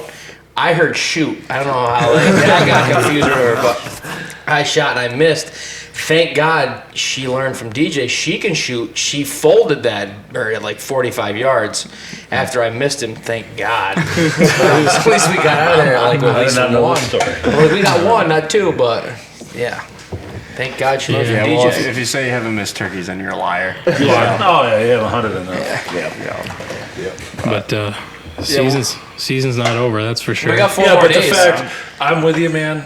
I had a lifetime of losses in the first half of a season Oh, yeah. before. Yeah. I mean, So I know what it's like. I know what it's like. so I took the whole first week off from work, hunted in the rain every single day. Shot one on the 3rd day in the rain. So you have a dead one? Oh yeah. Moister than an oyster. Moister than an oyster. I went 6 consecutive 10-inch misses. beard, 10-inch beard, you know. Inch and 1/8 hooks. Not a big deal. 20 pounder. Nice one. Heck Soaked. Absolutely soaked. It's the best time to put him on a scale. Yeah, it is. Yeah. Yeah, add a little weight to them. It's a Brunswick trick. Oh, here we go again. So where do you find your biggest turkeys? Our biggest Yeah, turkeys? do you have areas that you find bigger turkeys than others? Or? Apparently not Brunswick. Quinn disables every single one I shoot. Easton, probably. Body wise, down this way. Down this way? Body wise, I yeah. know different states I don't know, have man. different. I don't know. What's You've your biggest seen turkey some- killed? What's that? What's the biggest turkey you killed? 25 pounds. 25? So mine was. 25 pounds, inch and 3/4. I don't weigh my birds. Inch and 3/4. Or anything. Wow. Greenwich bird. Yeah. That's a stud. Yeah, I'd never put a bird He on wasn't scale. a willing bird. No, I just shoot them, breast them out, throw them in the freezer. That's all there is to it. That's the only bird I ever weighed, but the only reason I weighed it is because we knew he was. Yeah. He was.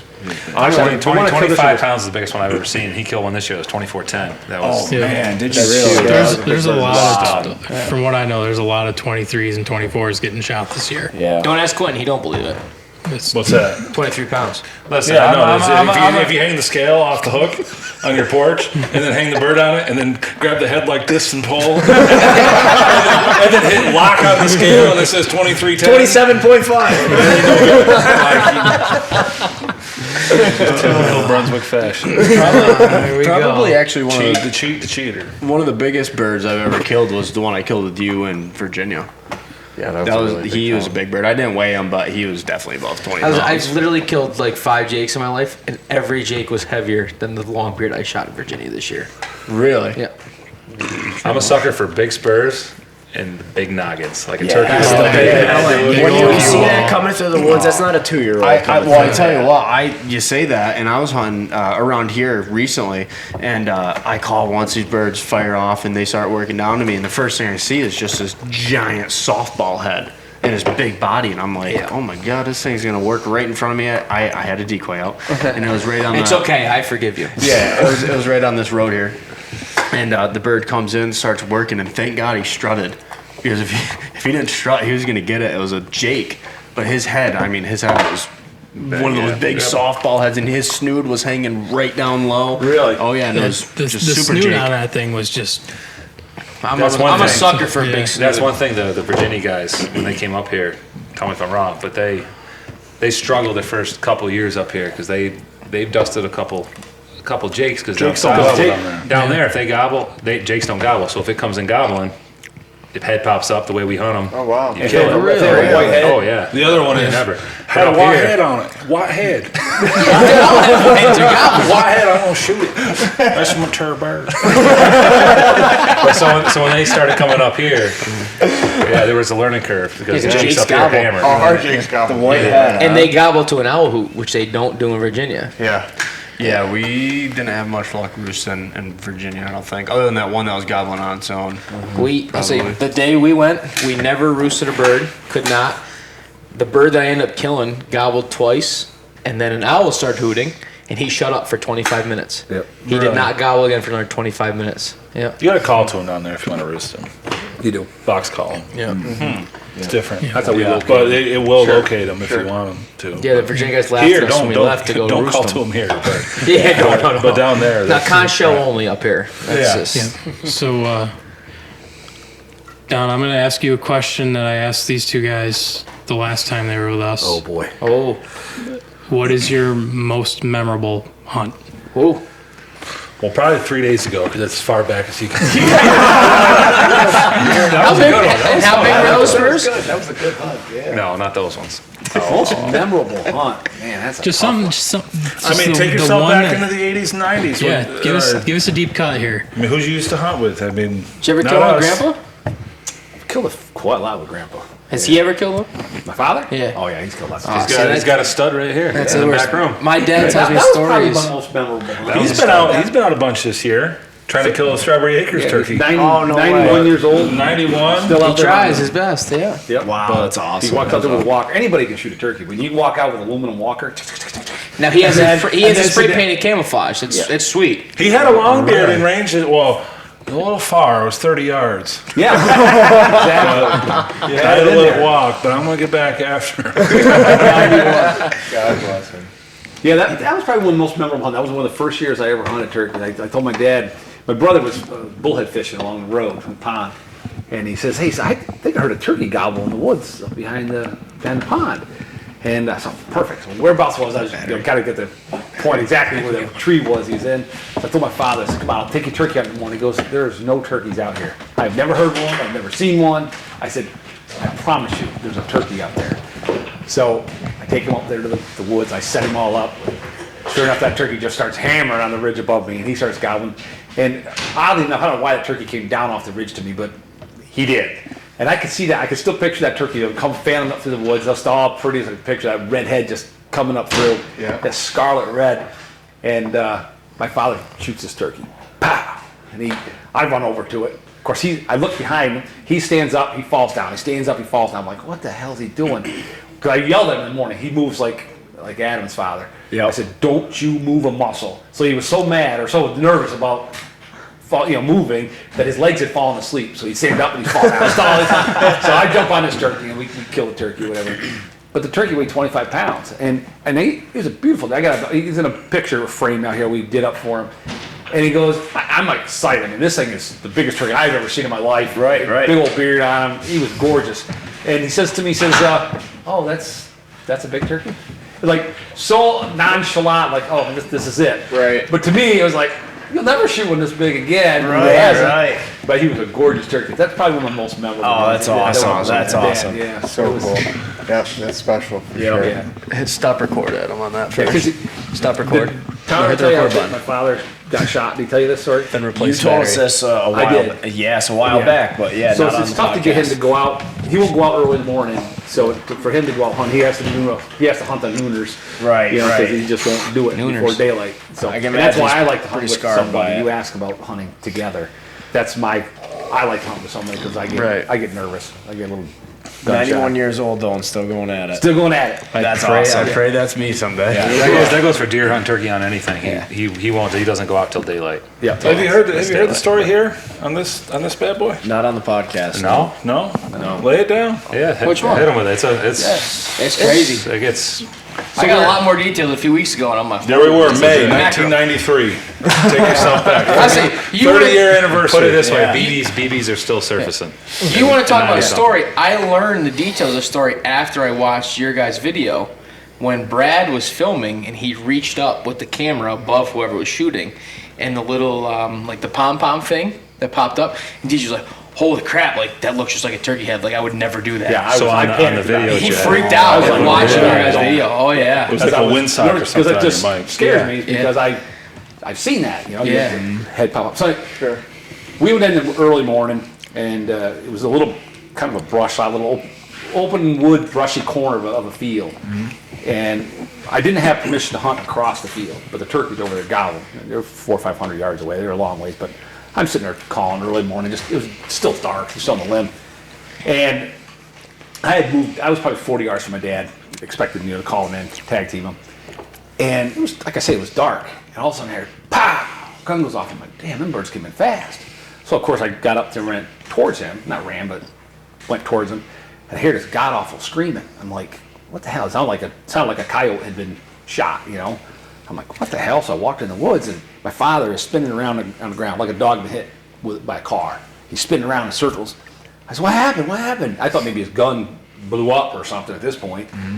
He goes, the guy shot me. And I was like, what? I could look up in the skyline, and there's a guy standing there with his gun up. He was right there. So that everybody says, "Oh, I'd have shot the guy, done this." You know, you don't know what you would have done because Right. you're not there. Right. So the first thing I did, at the time I was using a 10 gauge single shot. I dumped the shot. Why? I don't know. I remember going and grabbing the guy. He wasn't a very big guy. I remember grabbing him by the shirt, picking him up, and telling him, "You stupid son of a bitch," and chucked him. That's all I did.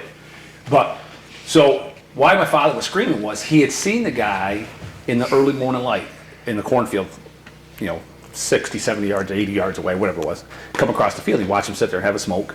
He saw him out in the field. He said, well, he's away from me. It's no big deal. We turned around, I was listening for the turkeys, gobbling. Well, he looked back, and the guy was just coming into the brush lot, and he sees the guy pulling the gun up. He's like, no! We dove forward, and it hit him in the side of the face. 27 feet. Mind you, 27 feet is not very far. 9 yards. Yeah, 27 feet. He's got 68 pellets in his face. He's got 17 in his neck and 11 in his shoulder. Of course, it dumped him. Well, that wasn't the bad part. When he rolled over, the guy was chasing him around the tree to shoot him again. That's where the screaming came in. It wasn't that he got shot. He was screaming because the guy was going to shoot him again. And the guy admitted that and told that in his testimony when we went to court, and that he thought he had shot a coyote and he was going to shoot him again. That's at 27 feet. So then I hear you guys all talking about fanning and all this stuff, and it scares the hell out of me because it's Right. like, He freaks out when I mention I it. freak out. Was the guy like an elderly guy? No, he was a produce manager in Glens Falls. Yep, and he was a young guy, so in his 30s. He was a young guy. What? Yeah. So we were So watching this video, and you guys you lift this camera up, Right. and It's it like was a like turkey great, and he like freaked out, and I'm Right. like, and I thought nothing of it because like you said, we watched THP. I've watched him for years. We watched him every night at work together, and Right. like yeah, they they do this all the time. Like, this is nothing. And then, like, I hear the story, and I'm like, holy cow. Yeah. Unbelievable. So you had to carry him. Go ahead. So anyway, the guy, I didn't know what to do. So I told the guy he's got to go for help, So he starts going one way. I said, where are you going? The road's close to this way. He goes, I'm parked that way. I don't know anything this way. So he takes my father's gun, whatever. At the time, you say, okay, what do you do? So I say, here, take my father's gun. Just go for help. So I got my father together and kind of picked him up. And we started walking out across the alfalfa field. And now the blood is starting to clot, starting to hang. And my father's, hold on a second. And he spits his teeth out. He has false teeth. Spits all his teeth had shattered, all his false teeth. It hit him so hard. I didn't realize it until a couple weeks later. I looked through his raincoat and all the holes in it. And he had put his teeth back in his pocket. So he had saved his teeth, thank goodness, because he used them later. But then, so we walked maybe 150, 200 yards across the field. And he says, I'm going to go down. I'm going to pass out. So I laid him down the alfalfa field. Now we're maybe half, 3/4 of a mile off the road, somewhere around there. But you had to cross a beaver swamp to get up to the road. It was quite a haul. So I'm not a paramedic. I know nothing about it. I knew enough to keep him warm. Took my coat, took everything I had, stacked it on top of him. Says, here, stay warm. I'll be back to get you. So I took off and I ran across the beaver swamp and I went up to the neighbor's house and I just pounded on the door. I thought I was going to about kick it in. I could still picture them coming through the hallways like, what the hell's going on? They probably thought the house had fallen in. I said, you got to call an ambulance. My father had been shot. So they knew who I was. So by the time I turned around and got heading back down to him, he'd gotten back on his feet. Now he was 62 or 63, but he was pretty rugged. He was gotten back up on his feet and was making his way out across the beaver swamp on his own. And so he had made it all the way up to the road, and he knew enough to keep himself awake. So he sat there and kept rocking, kind of keep himself awake till the ambulance got there. And as it was, my ambulance had come and gone before his had even got there. He had never made it to call anybody. He had gone to his truck and sat in his truck. He never called anybody. He sat in his truck. So because the cops came, of course, and I was going to hop in the ambulance, and they said, well, you can't leave. You're under arrest. I said, for what? They said, well, you see a guy who shot and you, that's it. I said, well, the guy who shot him went the other way. He said, well, till then, he was kind of a jerk. So then at the time it was Bob Endy was the Washington County Sheriff, and I went to school with his son. And he came along and he goes, what's going on? So I told him, he told the state trooper at the time, he goes, I'll take it from here, which was really cool. He goes, give me, put my boots on. I said, yep, put your boots on. So the state trooper would do nothing. He wouldn't take pictures or anything. I'll back up a little bit. So the state trooper, he goes, where's all your guns and stuff? It's out there in the field. So I walked him out across the beaver swamp, and now I'm legging it. It's like, you want me, you can keep up to me, Yep. So it was him and a woman state trooper. She fell way behind. And so I go up in the field, and they could see my pile of stuff. And I bent down to pick up my gun. He's like, oh, hold it right there. Put his hand on his gun. I was like, how you doing? So he picks the gun up. He goes, it's empty. I said, I told you I emptied the gun in the woods. So I went over there, and you can see the perfect pattern right on the tree where the guy had shot. And I went over, found my shell. It was full. I said, here's the full one, here's the empty one. It was the, at the time it was Remington 2x5s is what it was. Number twos, number fives. 2x5s. And so the penetration sucks because it didn't kill a man at 27 feet. Right. So, that goes to show you how bad the patterns were then. So, but yeah, so they had taken me up to Schuylerville to process me or whatever. And by the time I got almost to Schuylerville, they called and said they had found the guy, but he was just sitting in his truck. He never called anybody. He was upset. I was like, well, yeah, I'm sure it was. yeah, no shit. Yeah. So anyway, yeah. So now I get a little nervous, but that's one reason I don't decoy her. Yep. That's another reason I don't like fanning. We were down in Virginia this year, hunting turkeys down there, and turkeys gobbling. We're ready to move on them, and all of a sudden, a rifle down in Virginia, you can hunt rifles. Right. A rifle goes off, and the guy's like, damn, he goes, they did the same thing last weekend. I was like, well, yeah, you want to run out there with a fan and these guys running around with rifles? You guys are nuts. Yeah, it's crazy. Yeah, we are pretty conscious of not using that stuff. Like when we go to Kentucky or Virginia, I don't think we ever pulled a decoy out of a bag. I was like, even But when we went 20 there- minutes before I shot my bird, we had a guy that pulled in and started calling and realized that we were hunters down there. And Right. luckily, he left and went away. But like, if he didn't, what could have happened? Sure. Yeah. Yeah, it's scary. That's what a downer on the night. I mean, No, it's really important. a good I mean, I don't know how a man makes a mistake like that. He ought to be ashamed of himself. I mean, at 27, 9 yards, basically, Yep. no excuse in the world will ever convince me of anything other than it was a man on the ground. Right. But That's terrible. but the good story was that was shot on the 3rd of May. On the 4th of June, I had him in Canada hunting bears. Oh, beautiful. Yeah. That's awesome. Yeah. So he went up there and hunted bears. Didn't shoot anything, but Yeah. Still, He's that's awesome. what, 91 now, and how many deer did he shoot last year? oh, yeah, 3 or 4. It's insane. But I got some great stories about my dad, so I'll tell you a couple of the funny ones because I think they're awesome. Yeah. So my father can't hear; he's deaf as I am. But so we at the time they call these cool things like these bionic ears, or whatever. You put the earmuffs on and you can hear. They got the speakerphone and all that. Yeah. So I'm watching one morning, and I'm calling for him, and I'm watching him. He's going like this. He's going like this. I'm like, what are you? Finally, I was like, Dad, what are you doing? He goes, there's a mosquito. He says, it's driving me absolutely nuts. He goes, it's right in my ear. He's wiping it. The microphone's down here in the chest, and the bug's going, but they weren't even close to the mosquito. Right here, there, now you're all set. So you had to wear a microphone? Yeah, the that's microphone connected to here. the ears? Yeah. Oh, wow. That's what they were. I've never seen that. So Yeah. that's like the old ear pro, basically. Yeah, they right? did. Like with the ones you hear Bionic, too. you really call it. Yeah. That's crazy. Yeah. That is crazy. That was about the same time you'd have our trail timers. You guys all have trail cameras, which is Yeah, pretty you cool. know what a trail timer is, boy? You're You're a Rondack hunter and you don't know what a trail timer is? All it is a little. Oh wait, is it before you say it, is it the things that they set out and a deer walk by and trip it? Yeah, they're And, like and then it tells you like lines. how. Yep, Okay, so it's a right, little right, clock. right. It has a little plastic At tab around it. 3:42 in the afternoon, this deer walked by. You put it, you can string across the trail, so when it hits the string, it trips it. It stops the clock. So you get one stop of when it's coming through, and you see which way the string is laid, and you can tell that's the direction you're going. That is wild. That was the. Because now It was probably a doe. if If you're you hunt hunting that, these trail you get a big cameras, buck. you know that means nothing. Kyle. You want to know to get on camera. It's so That was a funny. big deal. Yep. Yeah, but that was technology back then. That was. Wow, Yeah, that it's is come so it's cool. come a long Yeah, way. but when there was no deer. Yeah, there was hardly no deer. There was no deer then. True. Yeah, around here there was no deer. So, here anyway. Sure. Rondax was loaded at that time.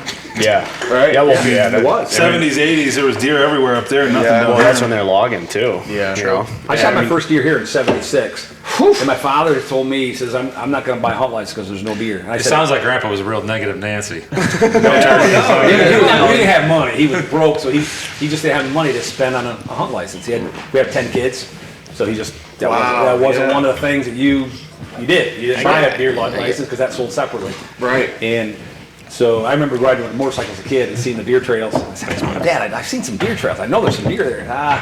He goes, you go sit on top of the hill and I'll walk to you in the morning. And we did. And I was, 10 years old. Yeah. I'm now almost 10. You were not legal. You were legal. I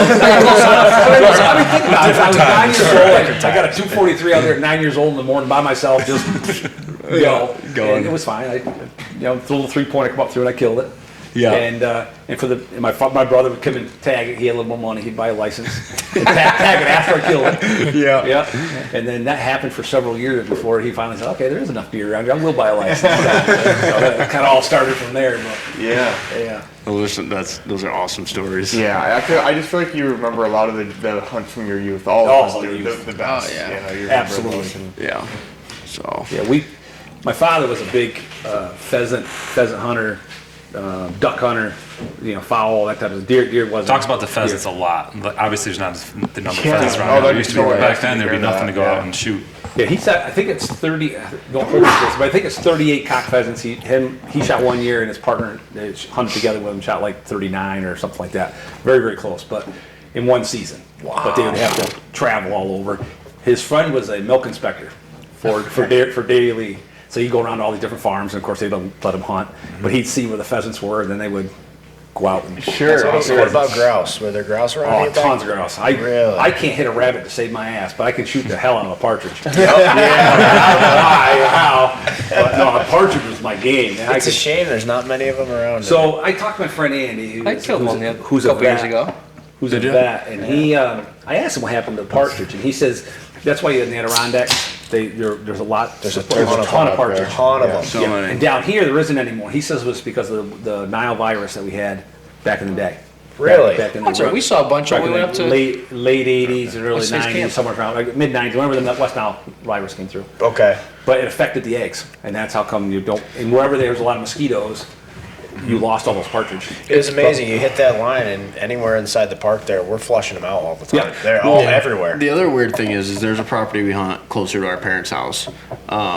which is right on the edge of the Adirondack Yeah. Park, Yeah, basically. but it's not. Files. Yeah, and they're everywhere. There's some spots down here in Pittstown that there's still a lot of partridge. It's just Yeah. little I pockets. killed one with my bow 2 years ago. We got snow on the day before Halloween, which was crazy. That was a pheasant, Eric. No, that was out west. I've killed one pheasant and one partridge in my life. I've killed them- pheasant for credit. pheasant for credit. I killed them both with my bow, but I killed one behind my house in Cambridge Can't believe she married this kid. with my bow. I'm sorry, Tyler. I'm sorry. Is it fair to say that they might recover the partridge in time? I would think they would. Sure. I mean, but I used to shoot partridge all the time, like it was my job. Yeah. I mean, for a matter of fact, it was. I had a deal worked out with some guys. I wanted to hunt, and then to buy shells, I would go out and I would sell all the pelts, all the partridge pelts, duck pelts, pheasant pelts, That's to so fly cool. tires down in Albany. My father had a connection, and I would take them all and bag them up. I'd get $1.50 for partridge and $3 for pheasant, and Really? $5 That's for awesome. wood duck. Wow. Yeah, so then I would get the money back, and I'd buy shells to go kill more stuff. Yeah, that's we did that a lot. It's a partridge. I don't know how many partridge a year I would shoot. Just I was good at it, and there was a lot of them. Yeah. it'd be nothing about make 20 flushes in a day. We all had labs and we all hunted hard. Yeah. But, yeah. Wow, that's awesome. Well, I'd love to see it recover. I know. I wish it were like that Yeah. still. Partridge are awesome. Have you hunted partridge much? No, not at all. No, we actually. haven't really No, gotten to any upland stuff. Nope. No. I'd It like was still to. kind of decent. We can like, make some sick videos. Oh yeah. We got the labs. Come on Rabbit down. kicking Listen, and leave the labs home, bud. Honker That's hunting, Brittany let's do it. territory. You guys live in Now water we'll fight you for power. that. If you guys want some good videos, come kick some brush piles. Oh, yeah. 100%. Now Murph, Bone, they'll all be 100%. after him. You want to see this kid at 100? That's your game?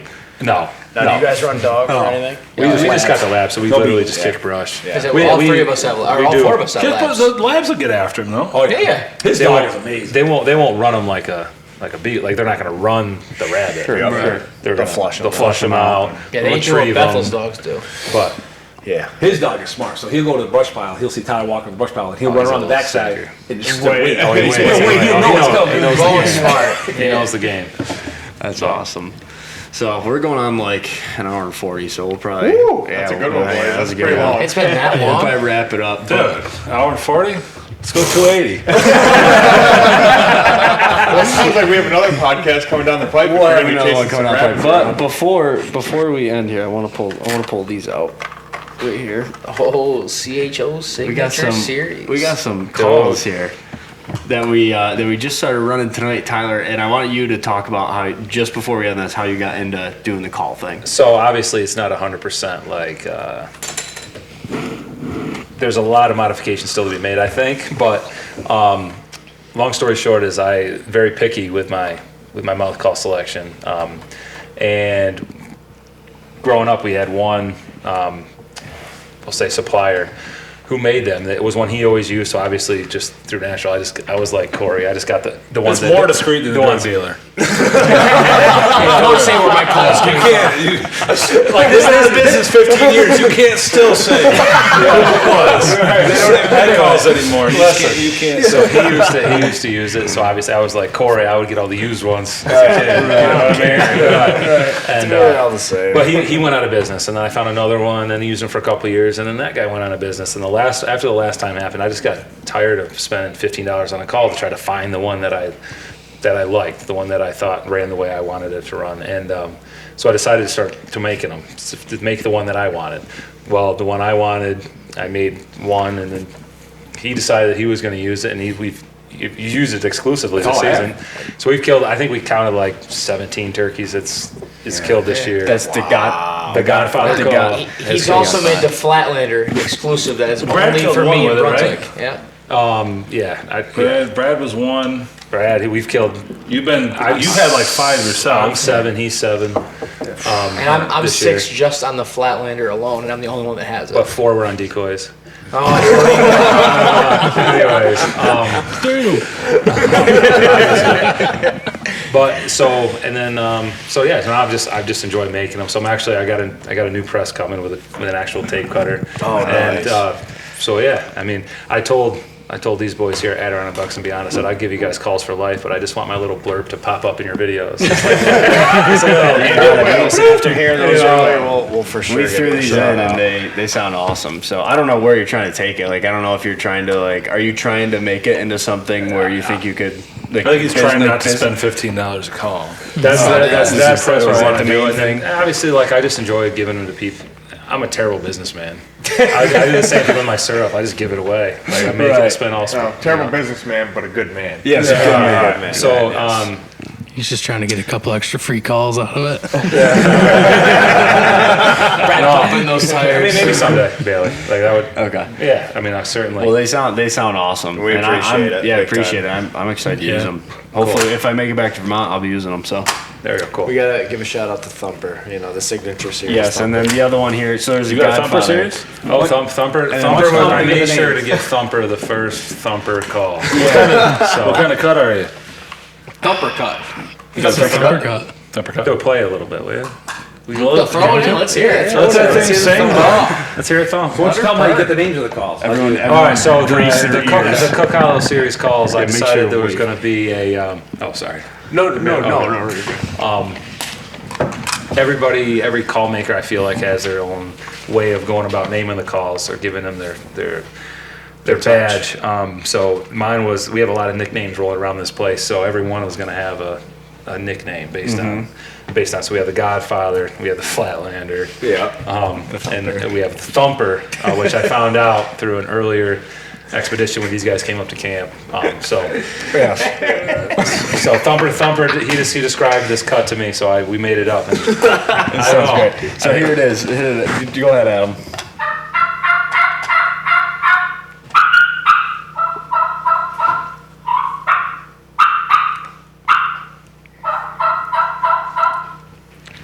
You know what that sounds like? There it is. That sounds like his 6 Smith in the morning right there. That's Well, guys, good. That sounds great. thanks for doing this again. We'll definitely be doing another one soon. Great so. time. Dude, we only covered 1 season. Quinn's ready to talk about deer. I'm not looking for deer. I'm talking about moose. Talking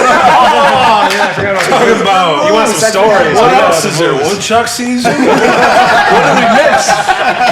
Do you have stories that you want to tell before we end it? If you have a story, you I wanna mean, tell us. since the last podcast, you guys want to go. You want to something? Give one moose hunt story. There's got to be something for your.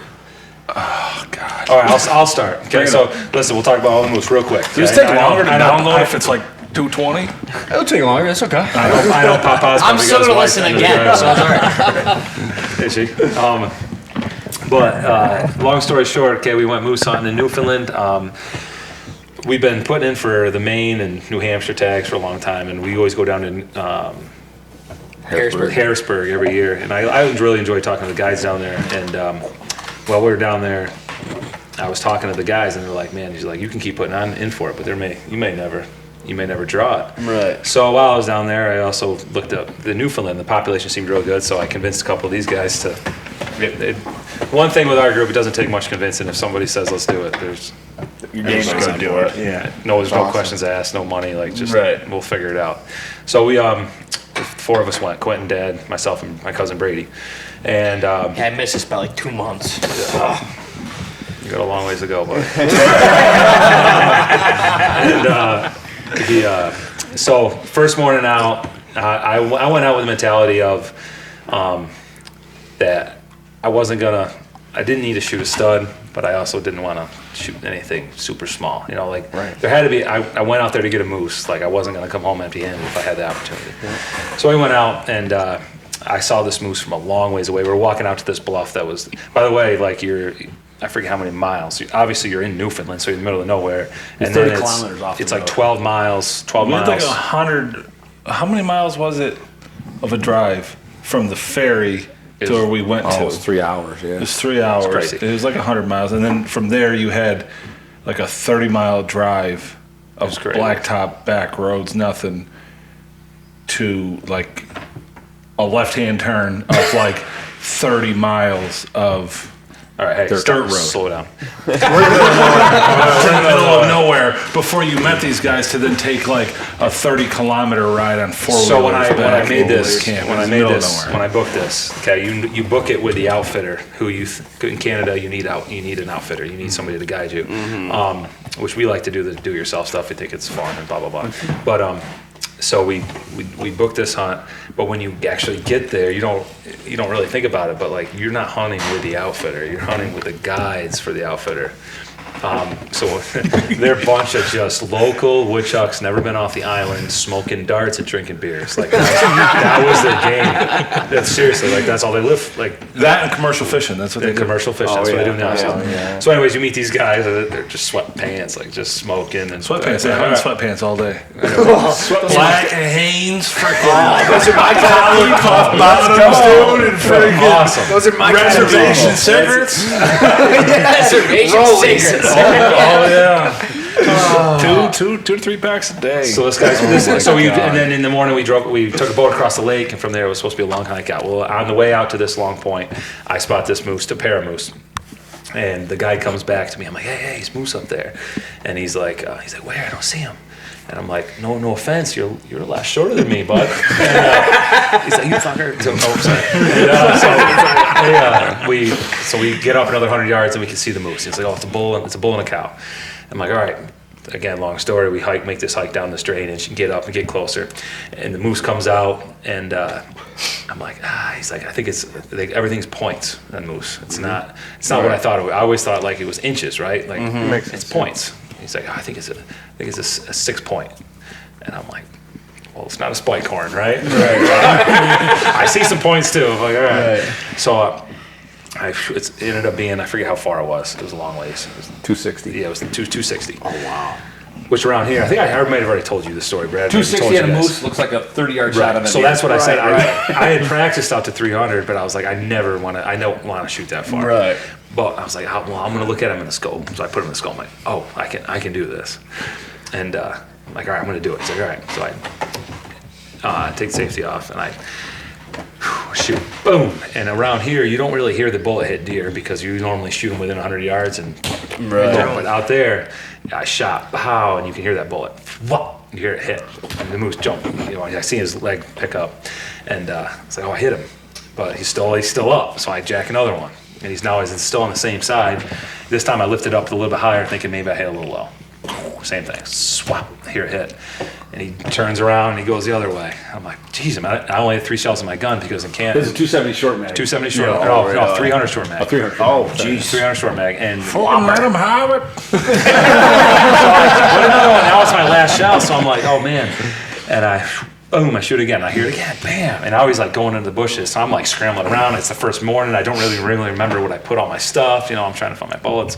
And I'm panicked, and I go to put one in, and he gets in the bushes. He gets in the brush. And the guy's like, I think I saw him go down. I'm like, all right, sweet. So we take our time, and we get up there, and sure enough, I had hit him all 3 times. Perfect. They're just so big. They're just so big. So that was awesome. We got to pack him out of there. But so I did kill him the first day, but that was unfortunate because I didn't get to hunt. We'll say, right? All that money, you kill him. There you go. You killed him the first day. But then, but the good part was I was actually able to be a part of everybody else's hunt. Right. Yeah. So on Tuesday, nobody got anything. On Wednesday, Quinton had. Hold on. Listen. You gotta get going because we could. That's an awesome story. Who's got a kid at home? You do. I know you do. You don't care, but you do. My future son-in-law to this house. Anyways, I had backing up. I had shooting sticks that I had brought, and I had these shooting sticks, and I had shot this moose. Tuesday, nobody got anything. Wednesday, Quinn was going way out on this track, so I said, "Here, take the shooting sticks." Was it Arts Knob or No. No, you were out on what's that freaking Bird Snob. So Quinn was going out there, so I gave him the shooting sticks. So go ahead, tell your story quick. You guys are fine. Take your time. We load up in the wood boat and head out across the lake. It's a wood boat. It's a wooden freaking 2x6 boat. What kind of body of water are we talking about? A big lake. It's a lake. real big lake. Go ahead. Yeah, it's probably 4 times bigger than Hedges Lake. So it's No, it's bigger than that. You don't need to look it up. Just go. Just tell us. So, no. So we take the boat ride. It's like 15, 20 minutes out to the end of it, and then we walk out. I think it's It's a long ways. Keep going. It's 2 miles. It's 2 miles to Bird's Knob, and then we got up there, and Desmond was who I was with. That's right. Desmond. He's like our age. He's like We all drew like the perfect guide. So I had Desmond, who was like his age, but looked like he was 56. He got another guy named Adam. Great name. Adam was really cool. Of course he was. About the same age, same pace, whatever. And then Brady was with Justin. That's that. And then you were with The guide. what's his name? head guy. I Gas. forget his name. It was like a weird Gaius. Gaius. Yeah, I was gonna say like a derogatory word. Gaius. But we all picked like the perfect person. Gaius was like the head man, serious, real deal. Desmond was completely new to hunting. Second year guiding. Commercial fisherman, loved catching lobsters. Out there to kill a moose. Anyway, we got out of Bird's Knob. I saw one at, it was probably like right around a mile away. And This is like bush country. the first moose I had seen. I didn't see a moose yet. And this is a high lookout. And then, so mile looks pretty close, like maybe in range. For you. So shoot. Decent. Well, they're trained as guides to like call, just like turkeys, and like you call and they will come when they're ready. No need to move. I pulled a U. And I was like, what are we waiting for? We saw 13 that morning. None of them were coming to a call. And then there was like Bullwinkle that stepped out and was walking across the field. And I'm like, whoa. So I want to go after him, Des. What are we doing down here? Like, yeah, he can hear us, but like he can't really hear us. You got like a JBL speaker. Because it's all e-collar up there. You know, Gaius will do a little mouth calling, right? Yeah, mine was a spot and stalk. It wasn't even. But like Gaius will do some mouth calling, but the rest of them, they just run like these chins. I'm like, dude, you can't even buy a good Bluetooth speaker for $34. Dollar At General Rite Aid special. or Dollar General or something. Like, no. So anyway, but I said, let's get down there. Let's go after him. No, just got to be, you ought to have patience. And I'm like, Des, I know those aren't your words. I said, let's go after him. All right, well, I said, talk to Gaius, talk to who you got to, but let's go down there. So we did. We walked, I don't know, it was like close to a mile down, across like 2 creeks and a river. And everything you couldn't see. Everything Everything you couldn't see from the. Everything you couldn't see from there. And we finally got to this one rock. I'm like, this is a terrible spot. It's awful. Can't see anything.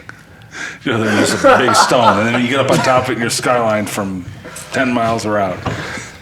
So he goes, well, I don't know if we can make it up there. I said, that's the only choice. Let's go. So we got up there. And I said, fire a speaker up. Let's go, Des.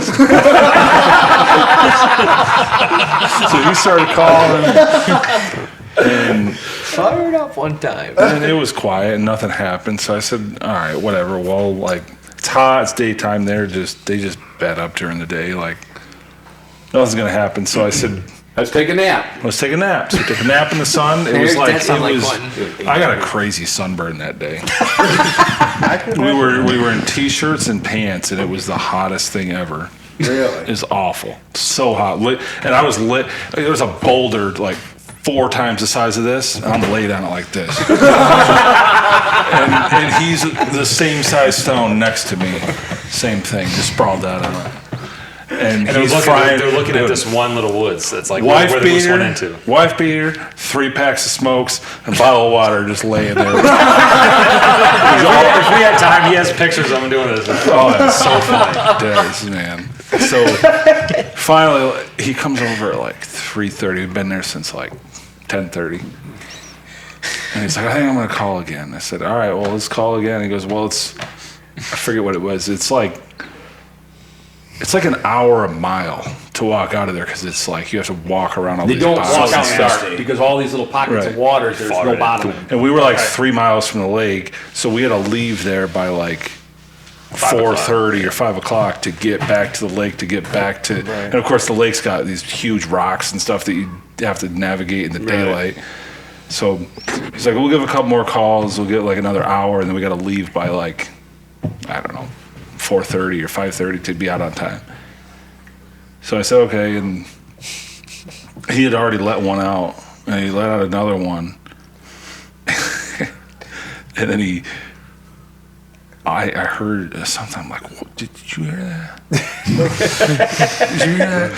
There's something up there where he was. It was like this awful scraping sound. And like, whoa. And then I heard like this. Like this. You know what I'm talking about? It was like a I'm like, what is going on? And he's like, that's the bull!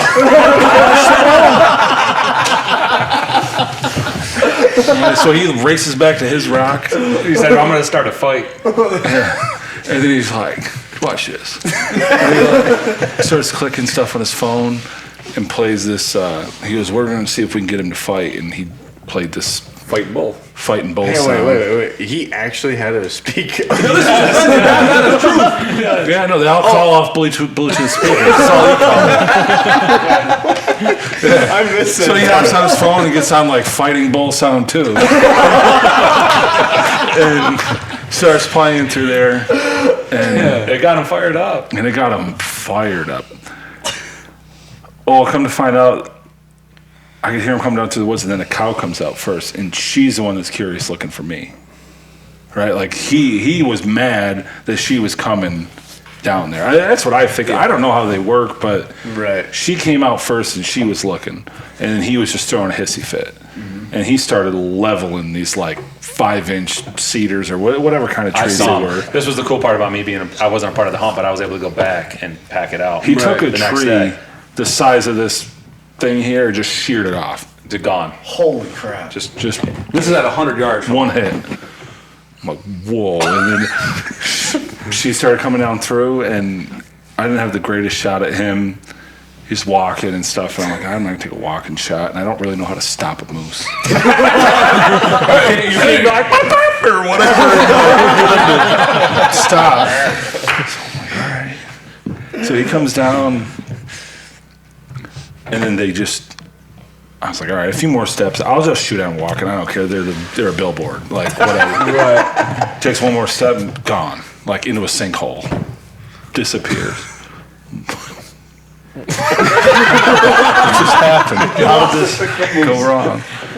And then I don't know, it seemed like a minute, but probably a few seconds later, this moose, this hen, not the hen, this cow pops up, and I'm like, all right, so as long as he follows her lead, and then she kind of continues on and goes out of sight, and he pops up at right where she was. It was like 120 yards, and it feels like you're shooting at this camp.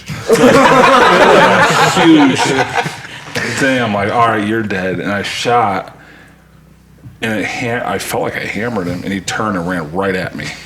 Like, whoa. So then he like Painting from the clouds over here. so then he turns and runs right at me, and then he cuts across at like 75 yards and goes broadside again. And Dez is over there. He's like, pile another one in. Let's go. All right, I'll shoot again. So I shot again, and he just continues down through. So I shoot him a third time. My gun only holds 4 rounds. Right, legally. No, that's max. That's all it'll hold. 243 though. She'll hold a few more. So the 270 short bag, yeah. So she fourth shot, I'm like ready to fire, and it's run up to this bog like that's probably half size this room, maybe. Yeah, that's it. Runs up to it, stops, and looks towards us, and it's just sitting there teetering. And I'm like, I'm going to shoot you when you're on the backside of it and drop you so that you don't fall forward. And it fell forward for a second and then fell up and sat down and just flopped right there and was dead. Really? No way. It was a slammer. And its chin landed in the bog. What was it, 16 point? 16 point. Wow. It was huge. But if it landed in that bog, I don't know what. I don't know. Yeah. No So foil or my anything. bull was big. His bull was big. But like that bull, I wish everybody was able to see it because these guys weren't able to see it because we packed it out. It was massive. It was so big. Like just the chest off the body. The rib cage sat as high as this table. It was Really? Oh yeah. It was What did the just, guide think? Was he like, look at this? Oh, that's bull? That was like he guided in. Okay. That was his first legit. So I'm pretty sure Dez had a dart lit before the bull even. Well, he was smoking all day, but then he came out into the sight and he had his little blowtorch freaking. I'm pretty sure I heard him light a dart when the moose was inside. How are they navigating this country smoking cigarettes all day long? I don't smoke but, signals. but he's also like their family-run camp. So Gaius had run this. Gaius has camp been running it forever. forever, and now 30, 40 Dez years. is his son-in-law. Son-in-law. Adam's his relative. His wife's my brother. So his wife is So his wife's the camp cook. His wife's brother was his guide. Like they're all just family. They're just family, and they've been hunting. So then Well, they I'm got saying, like, physically, how are they just navigating? But they all wonder why they all die of cancer. They can't figure it out. Like I would hope they would never listen to this, but they literally talk about like, oh, so and so passed away last year from cancer, and so had passed away 3 years ago from cancer. And Wow. smoking's like it's a huge crazy. like epidemic. Like everyone's like a 3-pack a day smoker up there. Really? Wow. That's not even exaggerated. And I I think they said totally like what 80% of the population smoke cigarettes up there in Canada, in Newfoundland. Wow. That's But they're very knowledgeable Yeah. on the hunting the moose. They're very knowledgeable in the terrain, I would say, and they're very good with like these 4-wheelers and running through these bogs. Yeah, you would mention Quinton talked about like he made a good point when we were coming out of there. That one day it's like that's why because like they come up there very calculated, like they think about everything. Whereas if Quinton did it, he'd get stuck in the first box. He'd be like, I think I can do it, Right. and he'd run right into it. But as far as the moose, I think they've just done it one way for so long. I think we would do it different. We would do things a little bit different as far as the calling goes. Yeah. And be a little more Aggressive. They like to go to like the stands. When they're Like you hot would and your it deer works, stand. they're gonna come in and they're gonna fly And I right into believe you that. 30 yards. I believe it. They're gonna run over the top of you. But when it's hot or if it's not working, you got to do what you did. You got to get out and get. Yeah. You got to work. You got to. Tight to them. Right. Yeah. So we got within like 150 yards where that moose is bedded. So it's kind of like turkey hunting. It is. Really? Yeah. With a 1,200-pound animal. Yeah, But you want that's to pretty talk cool. about That's pretty how awesome. how big this bull was. We went to Harrisburg this year. Quinton didn't get to go, but I went and talked to every guide because I'm trying to find different places to go. And they have 2 different booths, and the center picture in every booth was Quinton with his moose. No way. Was it? So, This is yeah. a good pick. I took a We picture. spent and 3 I- hours nice snapping picture. pics. We took a lot of pics. That is so cool. And they're like, That's oh, awesome. they're like, hey, can I interest you in a moose hunt? I'm like, nah, I'm just like, I'm really interested in this picture because this is my brother-in-law. Like, oh, Quinton, yeah! Who was down there? The one was. The wife or the late? The It old was, lady it was was, there. it was the outfitter. Oh, geez. Who's the good bow hunter? Hoffman? Yeah, you know John John Hoffman? John Hoffman, Hoffman's yeah. Car Wash? Yeah. He was there when we were He leaving. We hunts talked with his about it. outfitter. He was at No way. the Deer, Yeah, what's it, the Deer Lake Hotel. Yeah. He was at the hotel. He was just leaving. They were doing a caribou hunt with the same outfitter. When you guys were coming Yeah. in. We were coming in. We talked to him. He's from the area. He's He's from, really talking. We saw some good caribou when we Down went in there. Brunswick, the flatlands.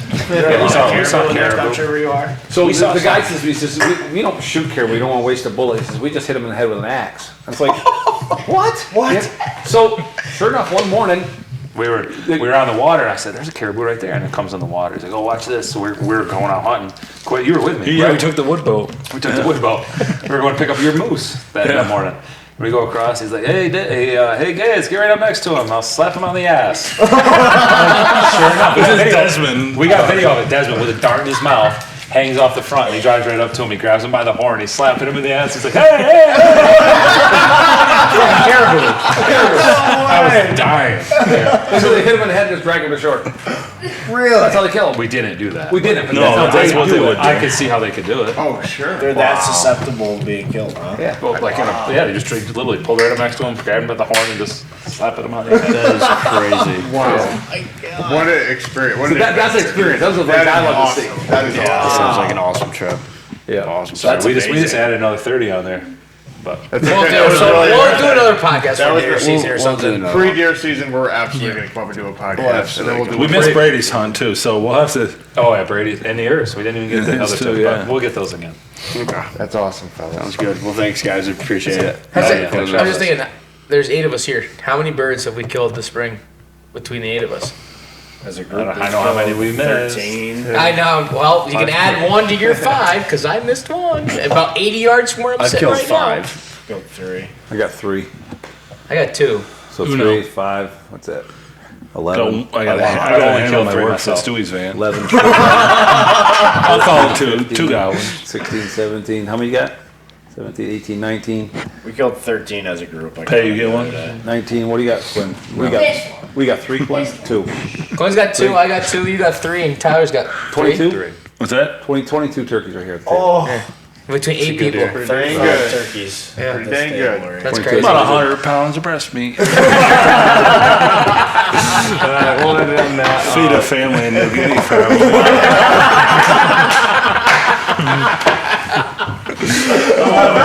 And like Adam says, we got 4 days left. Season ain't over, boys. Season ain't over. Yeah, this is a great weekend to hunt.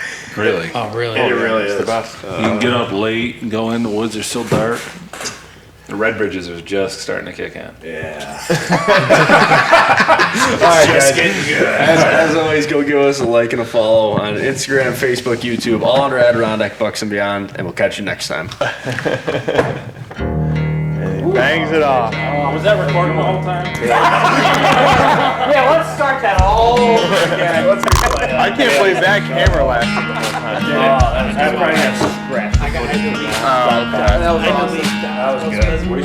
Oh, no. Adam's camera, I thought he had the same charge.